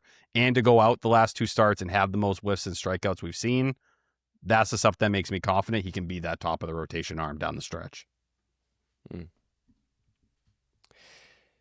I'm liking what I'm seeing in at least from the strikeout department. I thought we were going to be looking at a 3 to 5 strikeout guy. The fact that he punched out 9, very sexual for me.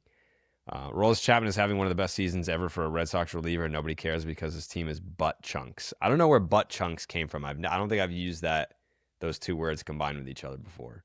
It's just also that he's essentially been like perfection since he got here. Like, the only guy you can compare him to is Mason Miller. Wow. Which is sickening because he's like 37 and 38 years old. I mean, Garrett Willock's been on the same type beat as Mason Miller since he became a Padre now. Yeah, dating back to last summer. But I think Chapman, just overall going back to the start of last season, yeah. it's insanity. Red Sox win 3-1 to improve to 20-27. Okay, May 19th against the Royals. Jarren Duran looks like he's playing more freely since deleting his Instagram. Mm-hmm. I believe it. I mean, taking away that distraction and that negativity in your life, why not? I would like to see how many times he's done it. I think this might be the 3rd time he's deleted his Instagram. Okay. At least that I know. So if he's got to keep doing this to try to make himself better, sure you'd be doing that close to your 30s. I'd say no, but whatever you got to do it. Yeah. Do you think he's a burner guy? Yes. Surely. Yep. WC40 dumps one into left, 1-0 Sox in the top of the first. Early feeling, but it might be a poop start for Ranger tonight. This was in the bottom of the first. It didn't look like he had it early, and wasn't spotting anything. Yeah, we'll get to it. I mean, it was an actual mixed bag. Home run derby just keeps on doing it, man. RBI knock, 2-1 Sox, top of the second. I think Duran just did the wet ass pussy pose after making a diving catch. You know what I'm talking about, T? No. You know the song? I do. You know the dance? I don't. So, saw the video or Steve? Do you know the lyrics of the song, T? Could you sing any of it? Some wet ass pussy. That's all I got. That's the cadence, though. Imagine they drop this y'all gonna love this song. Ba some wet ass pussy. Ba. I was just never sitting there and bumping that shit. It wasn't for me. It got a little aggressive. I mean, it's like, damn, I don't know if I need all those details. Hey, be sexual. It's just not like Do the your vibe thing. for me. Sure. Toss your cheeks around, but it's like, that's pretty graphic. Yeah. Who is it? Nicki Minaj? No, they'd both kill you for that. And she would too. The three of them would kill you. Megan the Stallion. There you go. That's one. There's that's more not a than finger. one in that song. Yeah. Ooh, big time. Boston Icon last year.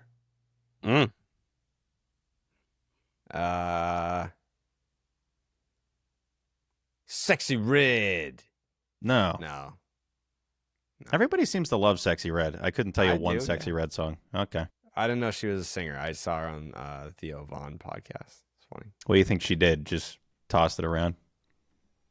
I mean, people be famous for not really doing a lot these days. That's true. I You feel never like bump can just Pound be Town? Sexy Red and be famous. Like, Well, I think Kylie is in that music video, so she falls under the category of like, yeah, you just kind of exist. yeah, you're just kind of famous. Who am I missing from the Cardi B. Cardi Cardi B. Duh. The fuck. I knew that. I didn't, Didn't. but like I know who she is. Ranger Suarez, 81 pitches, 46 for strikes, 4 1/3 innings, 4 hits, 1 earned run, 3 walks. I believe 3 strikeouts. I don't have that written down here, but I believe it was 3 walks, 3 strikeouts. Let me add that to the notes. 3 Ks. It's a 2.40 ERA. What the hell was going on with Ranger? Well, he said after the game, they were like, did he have any feel for any pitches? He was like, nada, no, none. That was legit the quote he gave. So I think you're just looking at those 3 walks and you start looking at the strike percentage. It was only 57%. We know when Rangers going good, everything's in the zone. It's working through a lot of guys quickly, a lot of weak contact.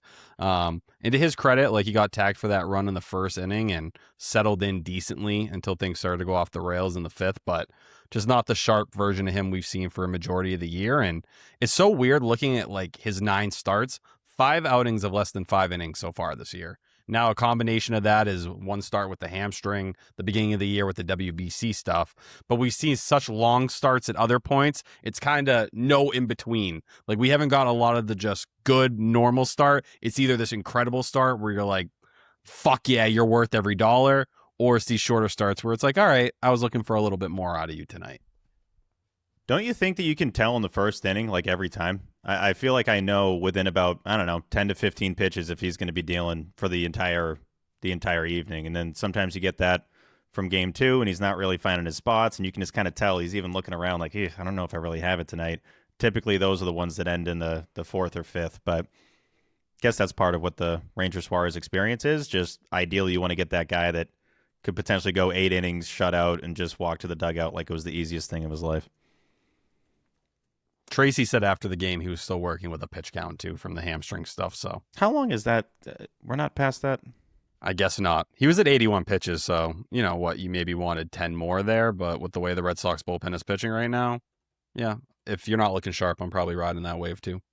0 ERA for the series, Sox pen. Duran with a 3-run shit pump, massive swing. I also said I'm so sick of winning games 3-2 and 3-1. It was just nice to be up 6-1. Like, I get it, winning's winning. You take wins how you can get them, but like it's just like every fucking night if they're gonna win, it's like 4-2, 3-2, 3-1, 2-1. It's like give me some breathing room one time. Like it's not October. Like I get it if it's the playoffs. It's like all right, yeah, there's gonna be some close games. Like give me a fucking easy one. If you were out to dinner with friends, Jerry, and you get back home in the 4th or 5th inning, it's like always 2-1 or 1-1 or 1-0, basically every single night. It's almost a guarantee. Yeah. The good thing with that Duran homer is save Chapman. He would have been pitching for the 4th time in 5 days. So, like, to get him that breather, that goes a long way because you saw it pay off tonight. Do you have the will call by chance, Jared? For what? You're on the Duran ding dong, right? No, because if I searched it now, it would probably come up as tonight's. Okay, I'm going to try to find the call. Yeah, try to find the call. Yeah, try to find that call. Duran also started the series with a different stance. Once again, going back to the toe tap before going back to the leg kick. This one works. It's always, I've now seen success with both sides of it. The leg kick is the thing, though. That's what gives him the power that he loses when he goes to the regular toe tap. The issue was last time when he got hot for that little stretch, when it was, 3 homers in 4 games. That's when the leg kick came, and then none of it stuck after that. He wasn't able to maintain it. But if you can get a month like July from Jarren Duran, that's the kind of thing that can change your outlook. That's the kind of thing that could carry you until you get that bat. And that's the kind of month they need out of him. If you were going to drag the team down like you did those first couple months, if you can do what you did last July where it was like an 1,000 OPS for the month, they badly, badly need that from him. Mm-hmm. Just sent it to you, Jerry. This is Will Fleming, you're saying? WEI. The Sports Red Radio. Sox Radio Network. Pitch is ripped high and deep down the right field line. If it's fair, it's out of here. It is fair and gone. 3-run homer for Duran. The Red Sox erupt in the ninth, and it is 6-1 in Kansas City. Distance 266 feet. 266. What a call by William. Coley? Why why wasn't that a grand slam? I'm not going to sit here and listen to Nick Sogard disrespect. I'm just asking why it wasn't a grand Because slam. the throw that came in was absolutely insane. And you know what? I'm going to take this as a moment. Instead of crapping on Nick Sogard, I'm going to compliment Chad Epperson, who I think has looked a great. Simple question. Because Nick Sogard got thrown out at home. Right. That's all. Are you blaming him? Steve? I just wanted off that call. I'm noticing something going on with the radio. And Will, you're probably noticing it too. We're basically having like home run call-offs right now between you and Cooper Boardman. I'm keeping a close eye. I think there's a little competition in that booth of who brings it a little bit more for the ding-dongs. I understand there's not many with this Red Sox team, but not to jump ahead, Coop had one for the finale, and I was like, I think we just won the World Series. It was like me and Mikey were at Chipotle, and we had the radio playing in the middle of the table, and we heard it, and it was like those when you can't see it and you're waiting to like hear it and you're not sure. Like Cooper, I wasn't sure if do you have the audio, Steve? I can grab that. Yeah, I just didn't want to jump ahead. Yeah. By the way, would we like to guess the arm strength percentile for Jack Caglione? It's Anybody? got to be near the top, considering he threw 100 as a pitcher. 100th percentile. Yeah, so that makes sense. But what is Sogard's like sprint speed genuinely? It has to be below average. Yeah, he wasn't flying around the No, bases. he's not a burner. He is 49th percentile. Okay, higher than I would have guessed. What was it last year? A little better, 65th. Well, he was younger then. Fair. It's he's also getting a up small there. sample. We're talking like, what, 4 games? Yeah, no, speed you need a big sample of. Definitely.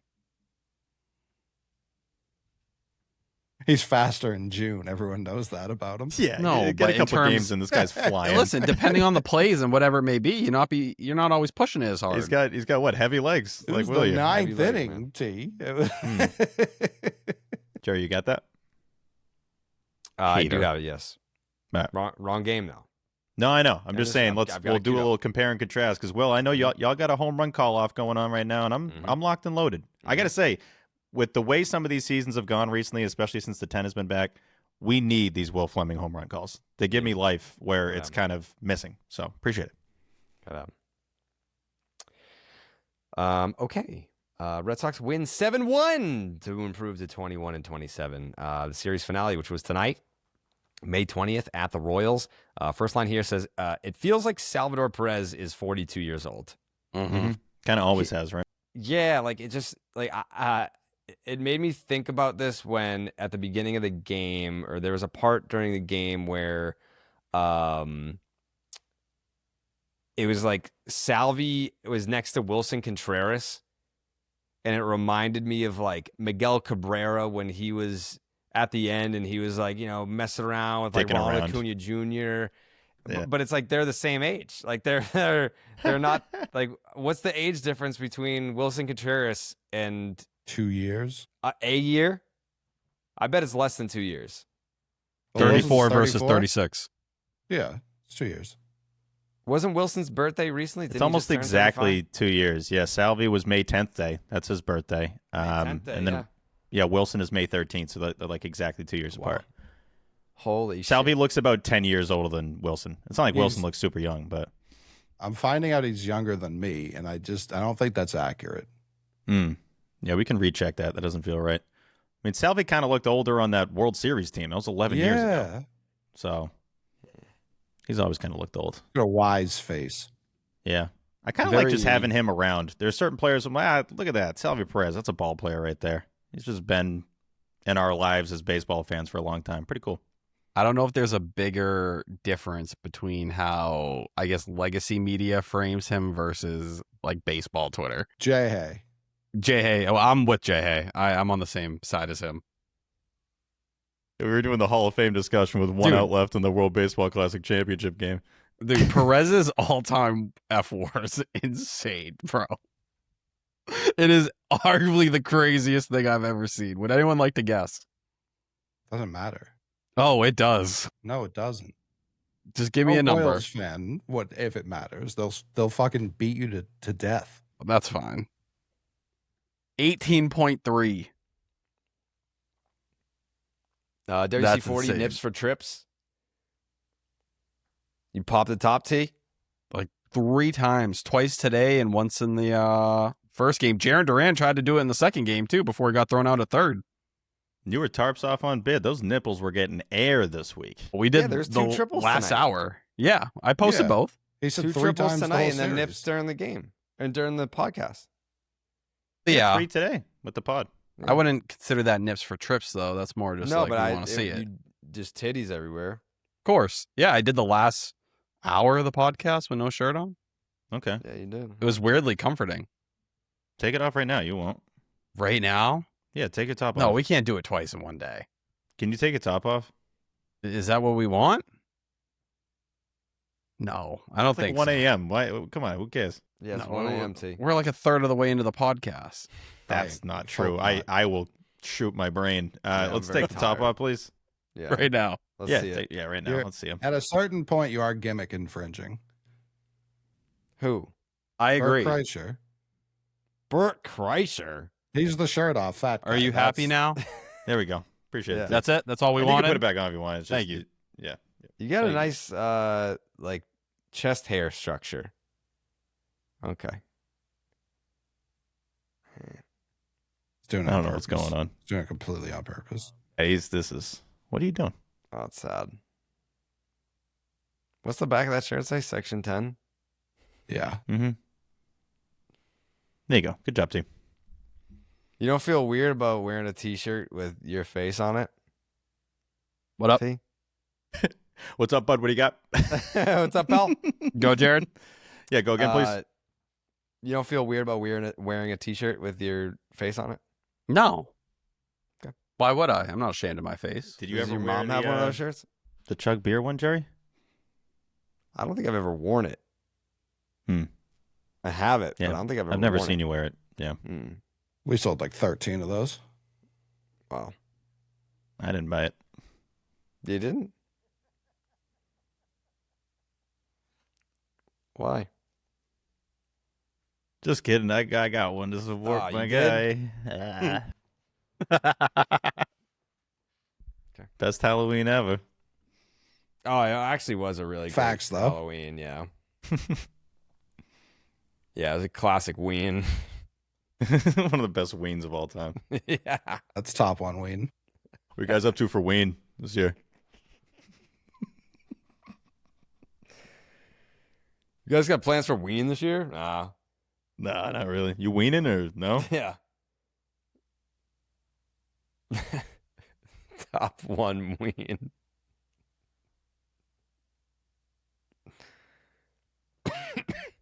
Did you have any candy that day? I didn't see this. There was candy on the boat. What kind? I got a I wasn't video. conscious from 10 a.m. on. I don't know what to tell you, dude. I've got a video of Raffy parsing through whatever treats we had. Him just being, no, I don't like, was something. I can't remember what it was. Laffy Taffy. It was like Pop-Tarts or some shit. He was like, not for Raffy me. Taffy. Know what I'm saying? Yeah. I'm starting to see T's Nick Sogard vision for real. Oh, RBI knock ties this game 1-1 in the top of the second.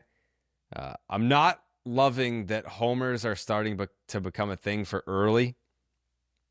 He's still a dog, but he's been giving them up. 2-run home run makes it 3-2 Royals in the bottom of the fifth. This is I don't know, this line isn't meant to be mean, but I guess it could be perceived as one. Michael Wacha is a really good pitcher, but I don't miss him at all, nor do I remember a single Michael Wacha Red Sox start. No offense.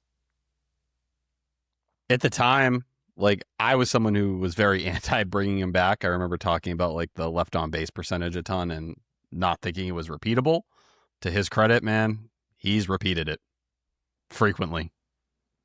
But like, and he constantly overperforms his metrics. But to my point, T, do you remember oh man, I'll never forget that Michael Wacha start in Pittsburgh in 2022.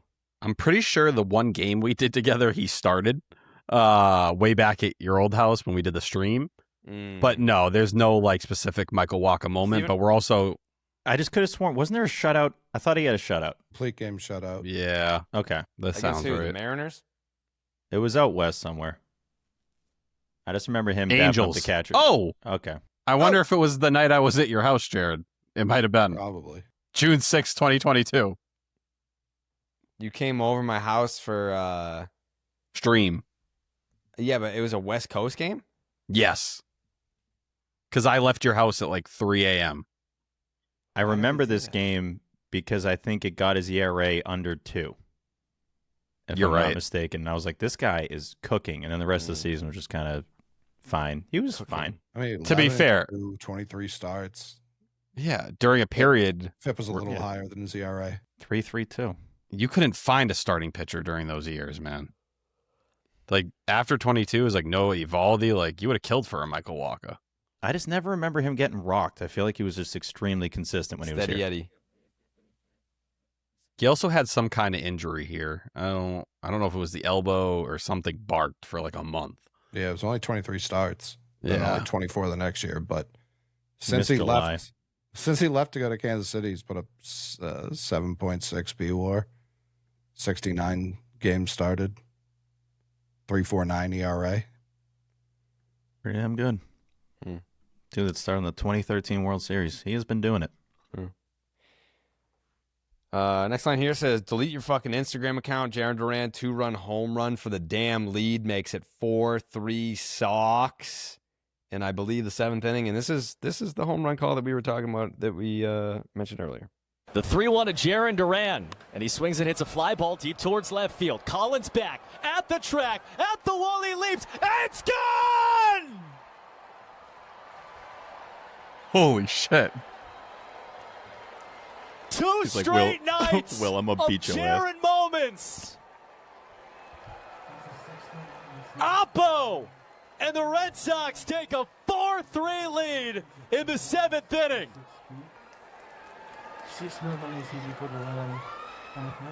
Fuck!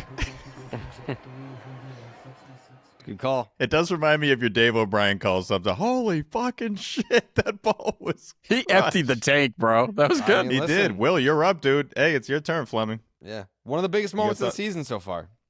That was big. No, Yeah. no doubt. Next line here says, dead ass. He's playing like his old self again. I genuinely hope he stays the fuck off social media forever. And I know he won't, but I hope he does. Next line here says, the Notebook has become the Duran Glaze book this series, but like he absolutely deserves it. Jarren summons T's titties with a triple in the 9th. Couldn't end the series on too much of a high, as there was an attempt on Duran's ACLs at home plate. And then the last time Aroldis Chapman blew a save, Steve didn't have a mustache, and I can't really picture him without the mustache anymore. He's on a 27 consecutive save streak.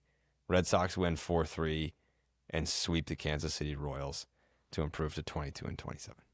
Have we seen someone with Duran's speed be, like in the history of our lives, be worse at trying to get home when they're on third base? I'll never forget that Seattle play. My God. But he's 75% of the way down. That's Even the funniest this one- screenshot of all time. This wasn't even the best like pass ball chance he got to score in this situation. I will say, like, something to highlight on him. The way he's been stealing bags this year, he's already at 10 through 43 games. He hasn't been caught a single time. Like, he should get 30 this year. And if he gets to 30, he has a good shot to set a season high. He was at 34 and 24. I would say two things, Coley. When that ball bounced away, I A, knew he was coming, and B, knew he was going to be out. Like that thing, and I appreciate the aggressiveness and all that, but Sure. that ball barely got away. And the way the inning was going, it's like, no outs, triple. Come on, man, let's get this run home. It does suck a little bit with WC-40 at the plate because he's like always getting that hit the way this season has gone. One of the few guys, basically the only guy you can say that for, but yeah, he basically got like hit in the nuts too. That was like an awkward ass tag. At the Very plate. awkward. Very awkward. Glad no one got hurt because Carter Jensen could have got crumpled there too. But Yeah, Jarren could have got hurt multiple times in the last week.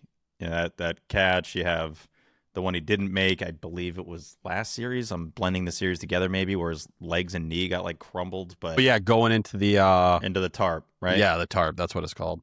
So the tarp. It's a crazy word, but Dude, but it looked like his knee like snapped when he slid into it. it looked bad. Yeah, and the second he started laughing, I'm like, all right, we're good. But that seemed like the one where the trainers come out and you don't see him for 2 months. But no, he puts his body in the line. That's what he was telling Jemai in the post game. So that's always been the case. He's been doing a lot of the post-game stuff, too. They've been kind of going to him, and he's joking, and he's having a good time. And spirits will be better, obviously, when you start playing better and if the team's playing better as a whole. So, I don't know. It feels like, in a lot of ways, he has the keys to where the Red Sox are going to go right now, and it's go time, man. when's the last time he DH'd? Who? Definitely been a minute. Jarren. Oh, it's been a minute. I mean, he made some fucking great defensive plays in this series. It's not even that. It's just like our big concern with him as the DH coming into the season was like, I don't know if like that much downtime is going to be beneficial for him. And I think clearly when you've seen him go right this year, it's been when he's in the outfield. It's just such a small sample size. Sure. Like at DH, you look at it, he has 21 at bats this year. He's in 286, 400, 429, 829. So compared to in left field, it's 200, 254, 360, 614. For sure. But even at those left fields, like how many days were those consecutive? He's been horrendous in center. Yeah, 045, 185, 091, 276. How many games is that? Like 3? It's the same amount as the DH. I I think it's that many. when you're just talking, the entire situation, I think, of moving around and the inconsistency is what probably breeded a lot of this entire situation here. I know I saw some people citing those splits and like trying to talk themselves into different things. I just think for Jarren Duran, he's had the consistent playing time, and even then, it didn't click for a while. You just got to hope that whatever the opposite of this horrendous cold streak was, that there's a hot streak to match it.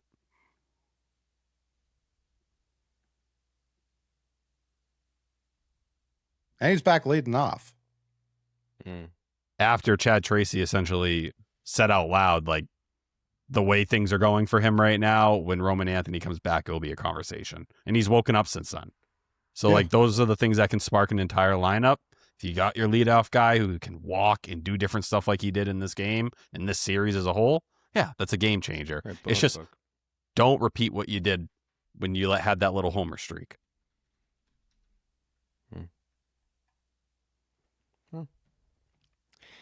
I guess it's that time. Shit. Mm-hmm.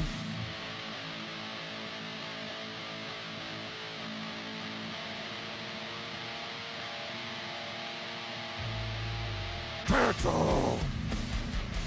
Cancel! Cancel! Clark's Ketchup Series MVP.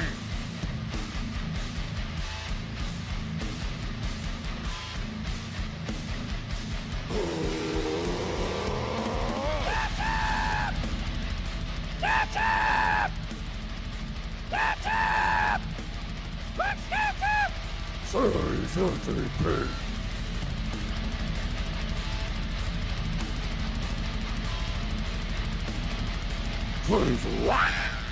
The Clark's Ketchup Series MVP is brought to you by Clark's Ketchup. Drizzle that ketchup. Wow. This is the first one in quite some time, so let me see if I remember how to do this. Oh, yeah. Like, this is like a cross between Survivor and, like, James Bond. It reminds me of GoldenEye a little bit. Good call. You know what I'm saying? Just watched that again recently.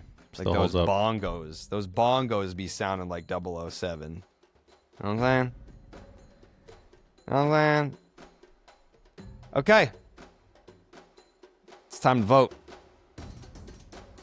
The Clark's Ketchup Series MVP for this 3-game sweep of the Kansas City Royals in Kansas City, Missouri. The first vote for Clark's Ketchup Series MVP belongs to none other than the Mick Man, Coley Mick. See, I was worried about that because I think people are expecting a Jarren sweep, and I can understand that entirely, and I'm still heavily debating because if I'm being honest, his Game 2 home run in terms of catch-up moves me 0.0. It moved. The game was over. It was already won. Chapman. The game was over. It was already won. Game 1, Wilson Contreras' home run won them the game. Game 3, Jarren Duran's home run won them the game. So that's where I'm looking at those two super equally. I also came into today being like, it could be Sogard. Like, Sogard just showing up and being positive, both in the field and at the plate. Like, I think he deserves a larger than normal packet. Like, you go through the drive-thru, you ask for 2 sauces, he's getting 2 sauces. But with some of the catches, I think you do have to go with Duran, even though I think Contreras, like, I don't think this is a blowout, even if he gets up every vote. Like, I do think Contreras contributed nearly as much. So your vote is? I said Duran. Oh, okay. Out loud into a microphone attached directly to your headphones. I was reading the Patreon Clark's Ketchup Crew voters. You know what? The next vote, I think it belongs to Steve Peralt. Hell yeah, brother. Yeah, this dude did literally everything out there, put his body on the line, was just flying around the bases in the outfield all series long. Had an 1833 OPS in this series, averaged 2 RBIs a game, 13 total bases. I obviously hate him. He obviously hates me. Snags and ding-dongs all series long. My Clark's Ketchup Series MVP is Jarren Duran as well. Wow. What about T? How you feeling, T, about this vote? I'm going to go Jarren Duran as well. I don't need to repeat his stats. We've already gone through them. I just want to highlight the improvement defensively in left field, which I do think this year compared to a year ago is much different. Up to 4 DRS this year in 265 innings. Up to 2 outs above average. He was -4 in that department a year ago. Having multiple catches, whether it was the Air Jordan looking one or the one sliding in, the one climbing the wall today, for a team that needs to play good defense, to see him kind of go out there and do his thing despite getting shifted around is very impressive. Packet, Sonny Gray, Packet to Connolly early, giving you length today based on where the bullpen was at. And I'll throw some packets on Whitlock, Slayton, and Chapman as well, and Contreras. Weissert? Yeah. Yeah, he was good today. So you got 4 great. outs? Yeah. So Jarren Duran. Okay. I'm going to say Wilson Contreras gets a packet from me. Yeah, I mean, that was a big swing. That was a big swing in the series. Had the 3-hit game, had the triple tonight. Like, he was He He contributed was there. every He game. contributed in a big way. If you look at it this way, right? Jarren Duran hit 400 in this series. I know, Steve, you're a big batting average guy. Love it. Wilson Contreras hit 462. Yeah, 462. IKF at 600. Shit. Wilson Contreras had 6 hits in this series. Duran had 4. 6 is more than 4. I want to look at slugging percentage. That's where there's a separator. Jarren Duran, 1,300 slug compared to 846 to Wilson Contreras. You know? But the thing is, Duran barreled the ball the most. 42.9% barrel rate. Wilson Contreras, just 25%. But Wilson Contreras made contact 82.1% of the time. Duran just 56.5%. So, I don't know, man. Closer than people want to admit.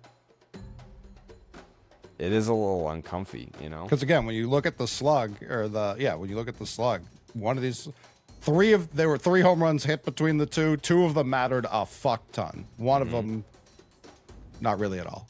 I think the Duran one's being underrated, man. That still had value. I'm not Chapman saying didn't wrong. have to Those- pitch. If he they're walks way different there, in value. If he walks there, or if he has a single there, like another run scores. If the Sogard didn't get thrown out at home, like they still scored another run even after that. Yeah, but who knows how the complexion of that inning changes if he ends up getting out. Also, like Wilson hits a triple today in a game that matters tremendously. He gets driven home. It's the only run they score with bases loaded and no outs. Like that. The Chappie thing's legit, though. Yeah, like, that's not, a he real I'm wouldn't not go saying it's 3. not. I'm Yeah. not saying it's not. But in terms of like the game was won. But He just Chapman could've plays lost the into finale. today. Yeah. Yeah, if this is, Chappie's not there. Yeah, this Maybe. is my vote, you know? My vote. Jared? Yeah. Thanks. Yeah, that's my vote. Jarren Duran drove in 6 fucking runs in this series, man. He drove in 6. Could have been Wilson 7. Contreras drove in 5. Of the 13 runs, they drove in fucking 11 of them, these two guys. I could see that. Yeah. I mean, Wilson Contreras, 11 total bases in this series. It's 13 for Duran. Is he going to get one of his hits overturned? One of the ones directly at their asshole second baseman today? I don't know. All that being said, yeah, I'm going to go with Jarren Duran by the slightest of margins. It's close. Wilson Contreras was right there, man. He was absolutely right there. Okay. Now we go to the rest of the panel. You know what? Chris Cotillo, I know Steve Peralt was like, I got to ban Chris Cotillo for his shitty votes, and he's trying to He has no respect for the vote. Yeah, like he's trying to make it so that no one can go unanimous. Chris Cotillo's vote, he was all over the place. First he said Lou Merlone for his hole-in-one. In Atlanta. That was the last series. Yeah. Execute him. Sorry. But he did ultimately go Duran. I was going to accept Lou. I was going to accept it. But He tweeted you, Duran, right? Didn't he tweet Duran at you? He tweeted Duran, but then he texted me Merlone. Classic. That if that's not Cotillo, I don't know who else would do that. But then he texted Duran after that. So it's officially put in as Duran. Okay. Oh, I took that differently when I read it. I thought he was taking a shot at you. What do you mean? I thought he was being like, oh, Duran doesn't text me like he texts you, so I'm not voting for him. That makes not what he way meant. more sense. At all. Yeah, what the fuck are you talking about, T? I don't know. Anyways. Tom Karen. Jarren Duran. OB says, gimme Sogard. There's no way. No He's- chance. There's no way. He went Jarren Duran. Okay. Oh, fuck. Jemai Webster. Jarren Duran. Lenny DiNardo interesting. He goes Jarren Duran. Ooh. Yeah. Getting And then- close here. That is interesting. You're right. Will Middlebrooks. Brooksy. Yeah, you not, mean Brooksy? not sure about this one. Not sure about this one. He's going Duran. Yeah.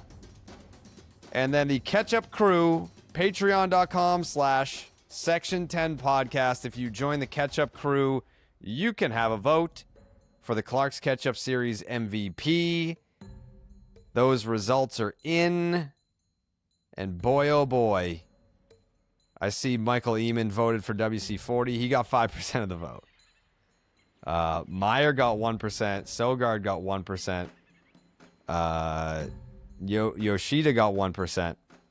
But it looks like Jarren Duran got 90% of the vote. 90!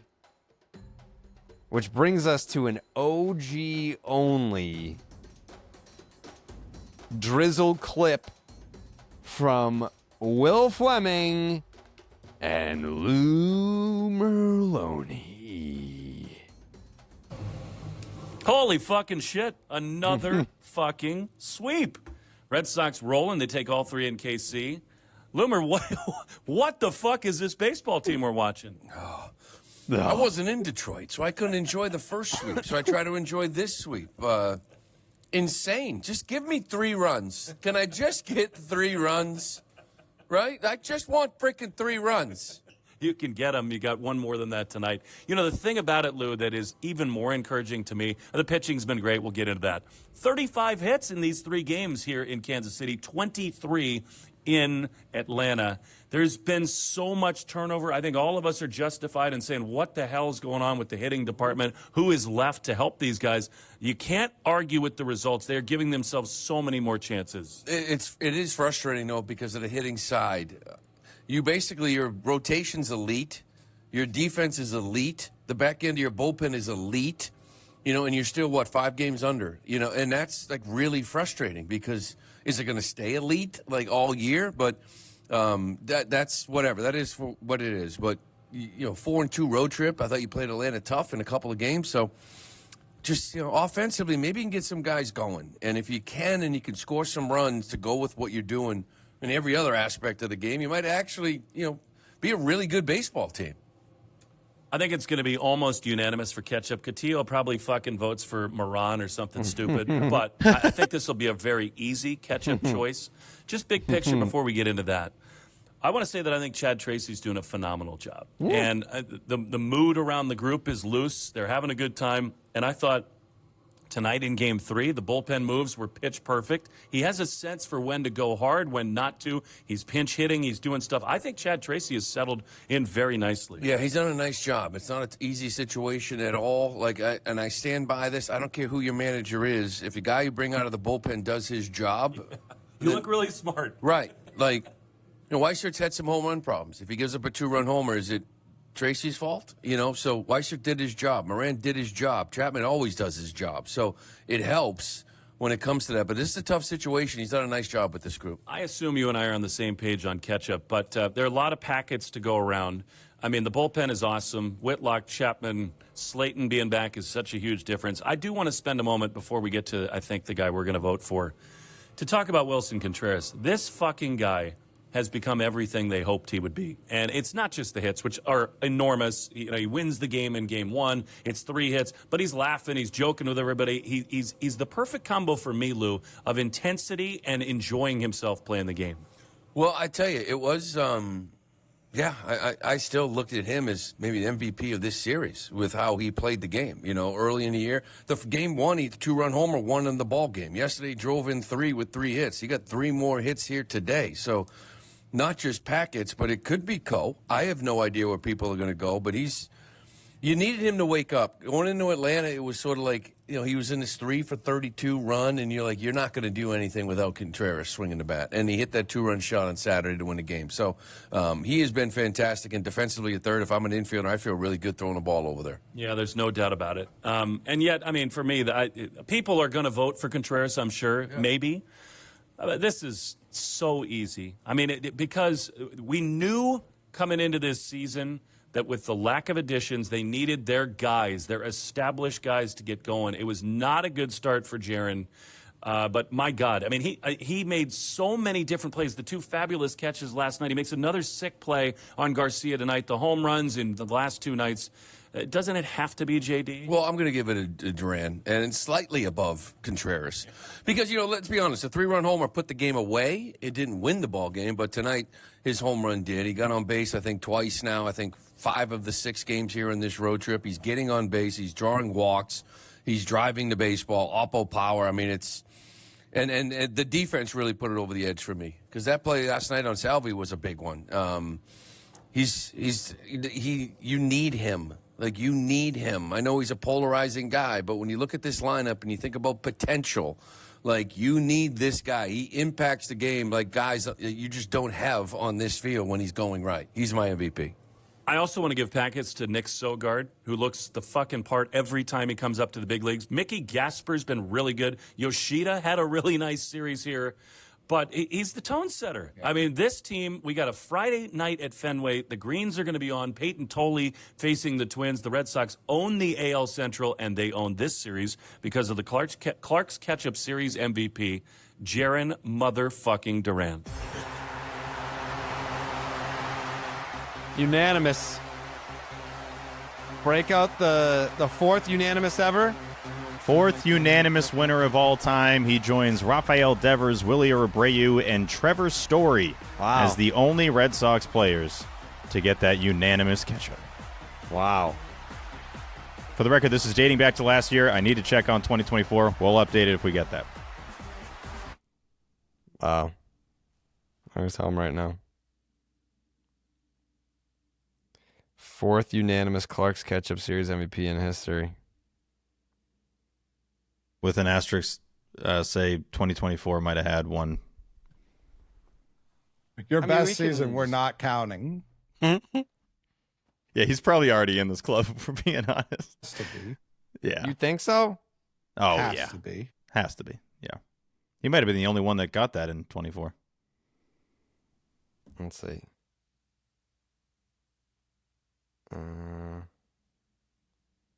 We're going to asterisk that number, and we'll get an update for you. I feel In the like live ball era, those are the 4.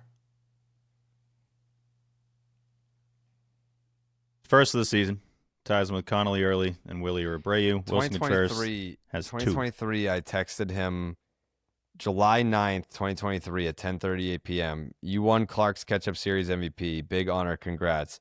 He said, haha, thanks. What does that mean? I said, every series the Red Sox win, we vote on who was the MVP of the series, and there's like 10 voters, and you were pretty much unanimous. And he said, let's go.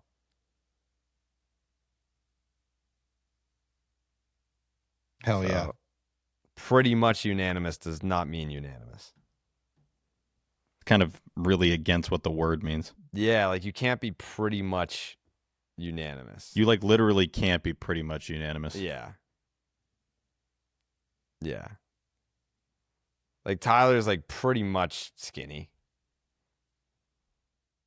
What? You fucking me? It'd be like if you said like someone's pretty much perfect. It's like, well, no, you're either perfect or you're not. Yeah, exactly. Yeah, that's a great. Jared, you're pretty much perfect.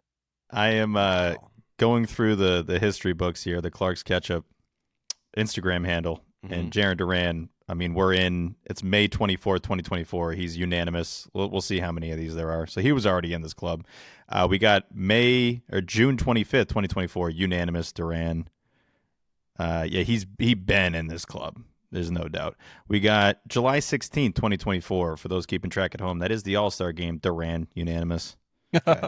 I don't know if that one counts the same. That's like postseason stats. That is true.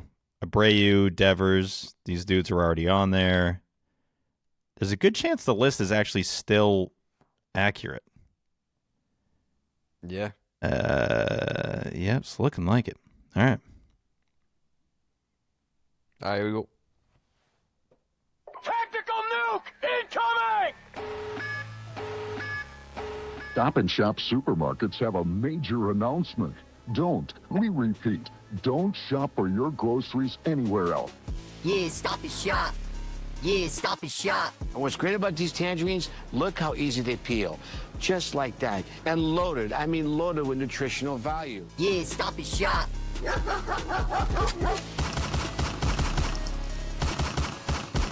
Double kill.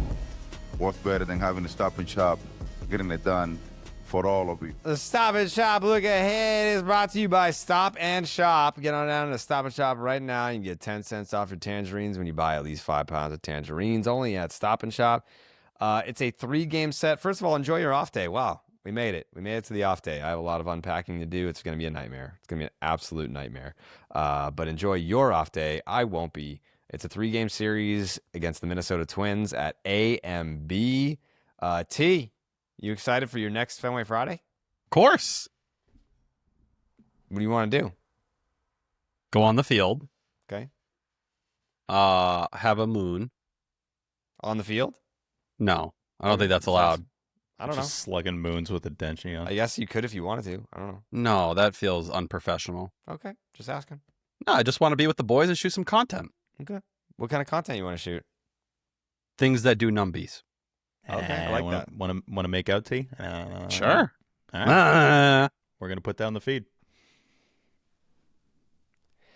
Peyton Tolley. Oh fuck. Oh, is there a stupid name? Don't do this. Wait. I think I know who it is. Is it B.O.? No. Wow. He said that before. He made fun of that name, right? No. Oh, God. Simeon Woods Richardson, that's a name that would fuck you up. I don't know, Jared. I don't know Bailey about Ober, this you one. would definitely make fun of. Is it Mick Abel again? No. Was it the fucking guy from their AAA team? With like a Z in his name? Nope. The other one? He was originally a Red Sox draft pick out of high school, went to college, and has allowed all of his earned runs in May. Top 100 guy entering the year. Connor Nope. Connor Prelip. Yep, that's it. Yes. Boom. That's all you had to say. You nailed it. Peyton No Tolley funny versus voice. Connor Prelip. Mm-hmm. Brian Bayo versus Bailey Ober. And Sonny Gray versus Kendry Rojas. Wow. Game 1, Peyton Tolley is 2-2 with a 2.05 ERA, an 0.78 WHIP, and an 8.8 strikeouts per 9. He's done an excellent job of not giving free base runners. 4 out of his 5 starts have 1 walk or fewer. Connor Prelip, 1-2, a 2.88 ERA, an 0.96 WHIP. Again, originally a Red Sox draft pick out of high school, but he went to college. Has allowed all of his earned runs in May, and they've come off of 4 solo home runs in 3 games. That's interesting. Game 2, Brian Bayo, 2-5, a 7.16 ERA, a 1.80 WHIP, a 6.1 strikeouts per 9. For the love of God, please put an opener in front of this guy again. That's all I'll say. The numbers when he starts are so bad. The numbers with an opener are so good. Bailey Ober, 5-2, a 3.63 ERA, a 1.07 WHIP, and a 6.3 strikeouts per 9. Taj Bradley might be back from injury for this game.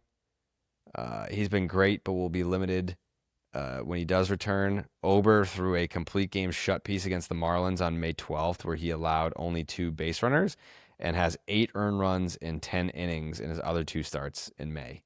Sonny Gray, 5-1, a 2.93 ERA, a 1.13 WHIP, and a 6.7 strikeouts per 9.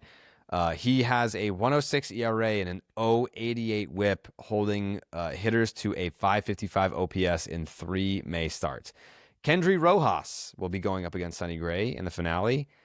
He's 1-0 with a 1.59 ERA, a 1.68 WHIP, and an 8.7 strikeouts per 9. Most likely bumped out of the series if Taj Bradley is back. So we'll see. Young lefty. He's only pitched 11 innings in the big leagues, sits 96 with his 4-seam. Oh, the fuck? When I look ahead, it's a wind-up day. If you don't listen to what Steve says, even then you might still wind up dead. Caught in a tornado, get smoked by your neighbor shed. With a look ahead. With a look ahead. Billy's gummy bears. Chew 'em with your mouth. Weather look ahead. Brought to you by Billy's Gummy Bears. Chew 'em with your mouth. You chew 'em with your mouth. The Red Sox host the Twinkies at A&B for a 3-game set. Game 1, Friday, Roger Clemens bobblehead giveaway night at Fenway Park. Get there early, folks. 7:10 p.m. Eastern first pitch, 58 degrees. Fuck off, Steve. I'm sorry. It's not your fault. I don't know. Mostly sunny, 0.1% chance of rain, 7-mile-an-hour winds blowing out towards the monster. Jesus. Yep. Game 2, Saturday, 4:10 p.m. Eastern first pitch, 61 degrees. No, cloudy, 4% chance of rain, 10-mile-an-hour winds blowing out towards the monster. All right. Get one of the sound effects ready, Jared. Game 3. You are a fucking scumbag piece of shit. Love you, brother. Game 3. No. Do you have it ready? No. It's not the good one. No. Yep, that's correct. Game 3, Sunday, 1:35 p.m. Eastern first pitch, 58 degrees. Showers all day. 44% chance of rain. It looks awful. We getting this in or no? It says the showers start at 2 a.m. Brother, this guy stinks. Wow. And they go through the following night at 7. So it looks bad. 12-mile-an-hour winds blowing in from right. I don't want to do that. All right, I'll see what I can do. Maybe we have T do the rain dance, but it doesn't look great. Another mostly blah weather series at A&B this weekend, and watch the hell out for Sunday. You could get washed away. That is your weather look ahead, as always brought to you by Billy's Gummy Bears. You chew them with your mouth. You shove them up your ass, it sounds like. No, you chew them with your mouth. Well, yeah. Man. All right, prediction time. I'm going to say, how about Steven Peralt?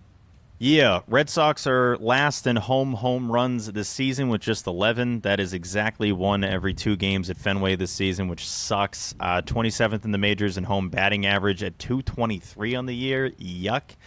A massively important streak is in jeopardy, folks. The Red Sox have led the American League in doubles for 8 seasons in a row, dating all the way back to 2018.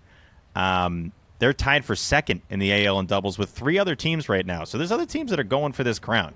This is very important here. 8 straight AL double championships for the Red Sox. We got to keep that going. The Twins have the second fewest road wins in baseball this year.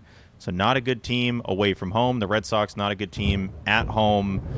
Give me the Sox winning 2 out of 3 and hopefully being a game out of a playoff spot come Monday. Again, 2 out of 3 is a little tricky by the Coley rules because they might not play 3. They ain't playing 3, Steve. Yeah, I think I'm going to take 2 out of 3 as well. The Red Sox have only won back-to-back series 1 time this year. You got to go.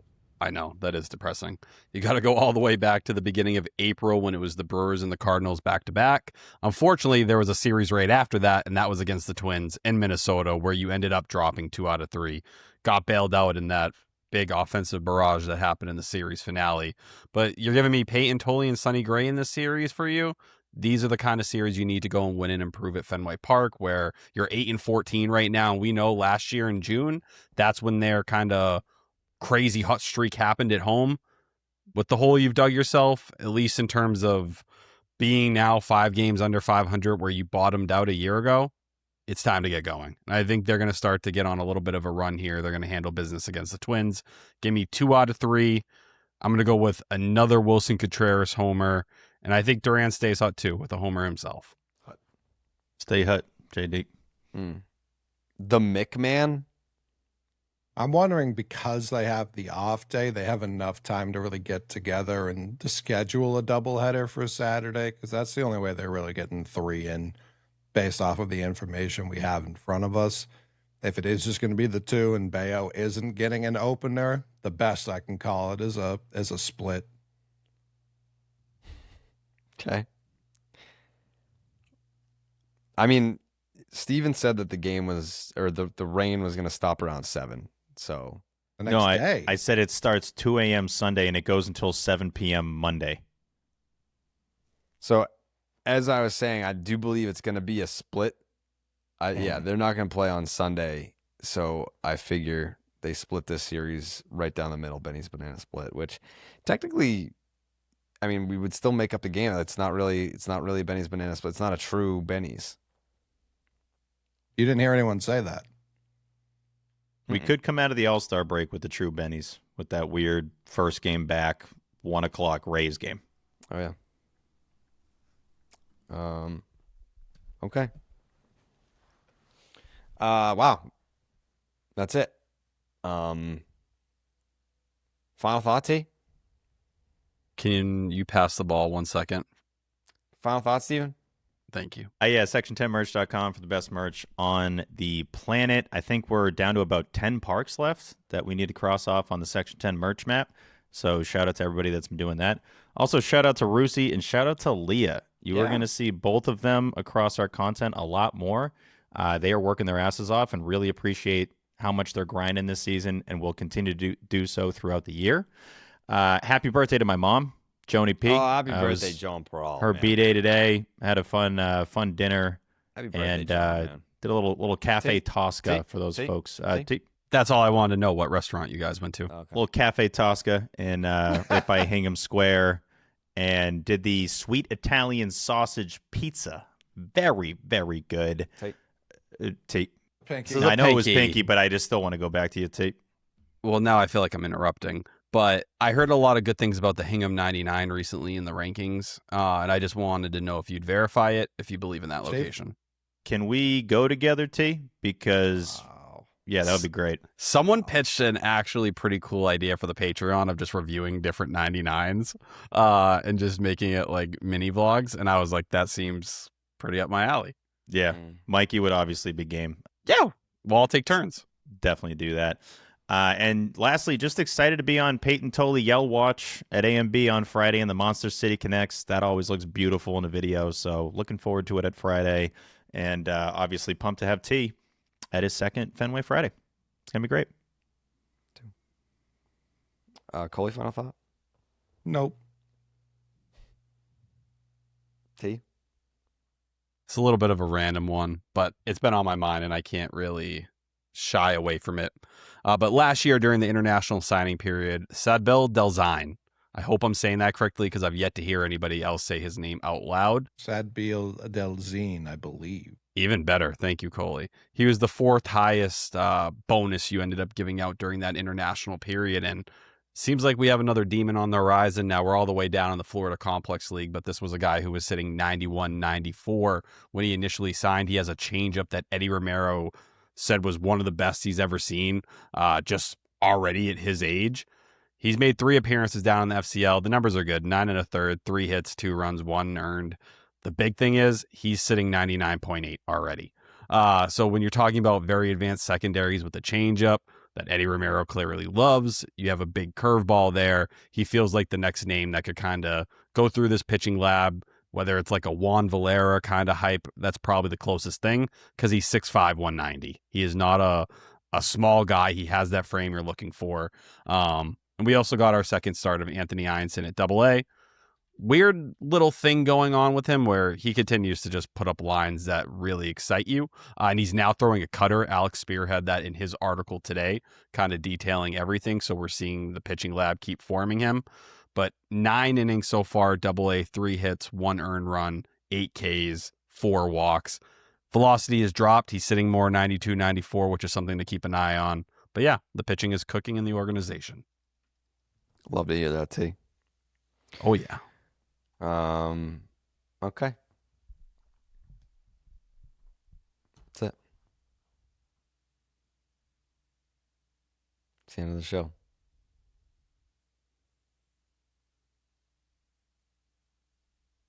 It's the end of the show. I'm sure there's people that probably tuned in expecting me to address a certain situation. And I thought about it. And I feel like we can agree to just move on. You know? I'll protect you one last time. We can agree to move on. I don't have the energy for this. I don't care anymore. It doesn't have to continue. You said what you had to say. I said what I have to say. Doesn't have to continue. It can. I don't want it to. I didn't want it to get to this point. I think given the circumstances, I think we did a good job in wishing you well and going our separate ways and keeping our mouth shut and just moving on. And I'd like to get back to that. I'd like to get back to just moving on. But if I have to not do that, that's certainly not the choice that I would make. I don't want to do that. I choose to move on. So that's what I'm going to choose tonight. I think it's better for all parties involved. So, and I didn't come to that decision until like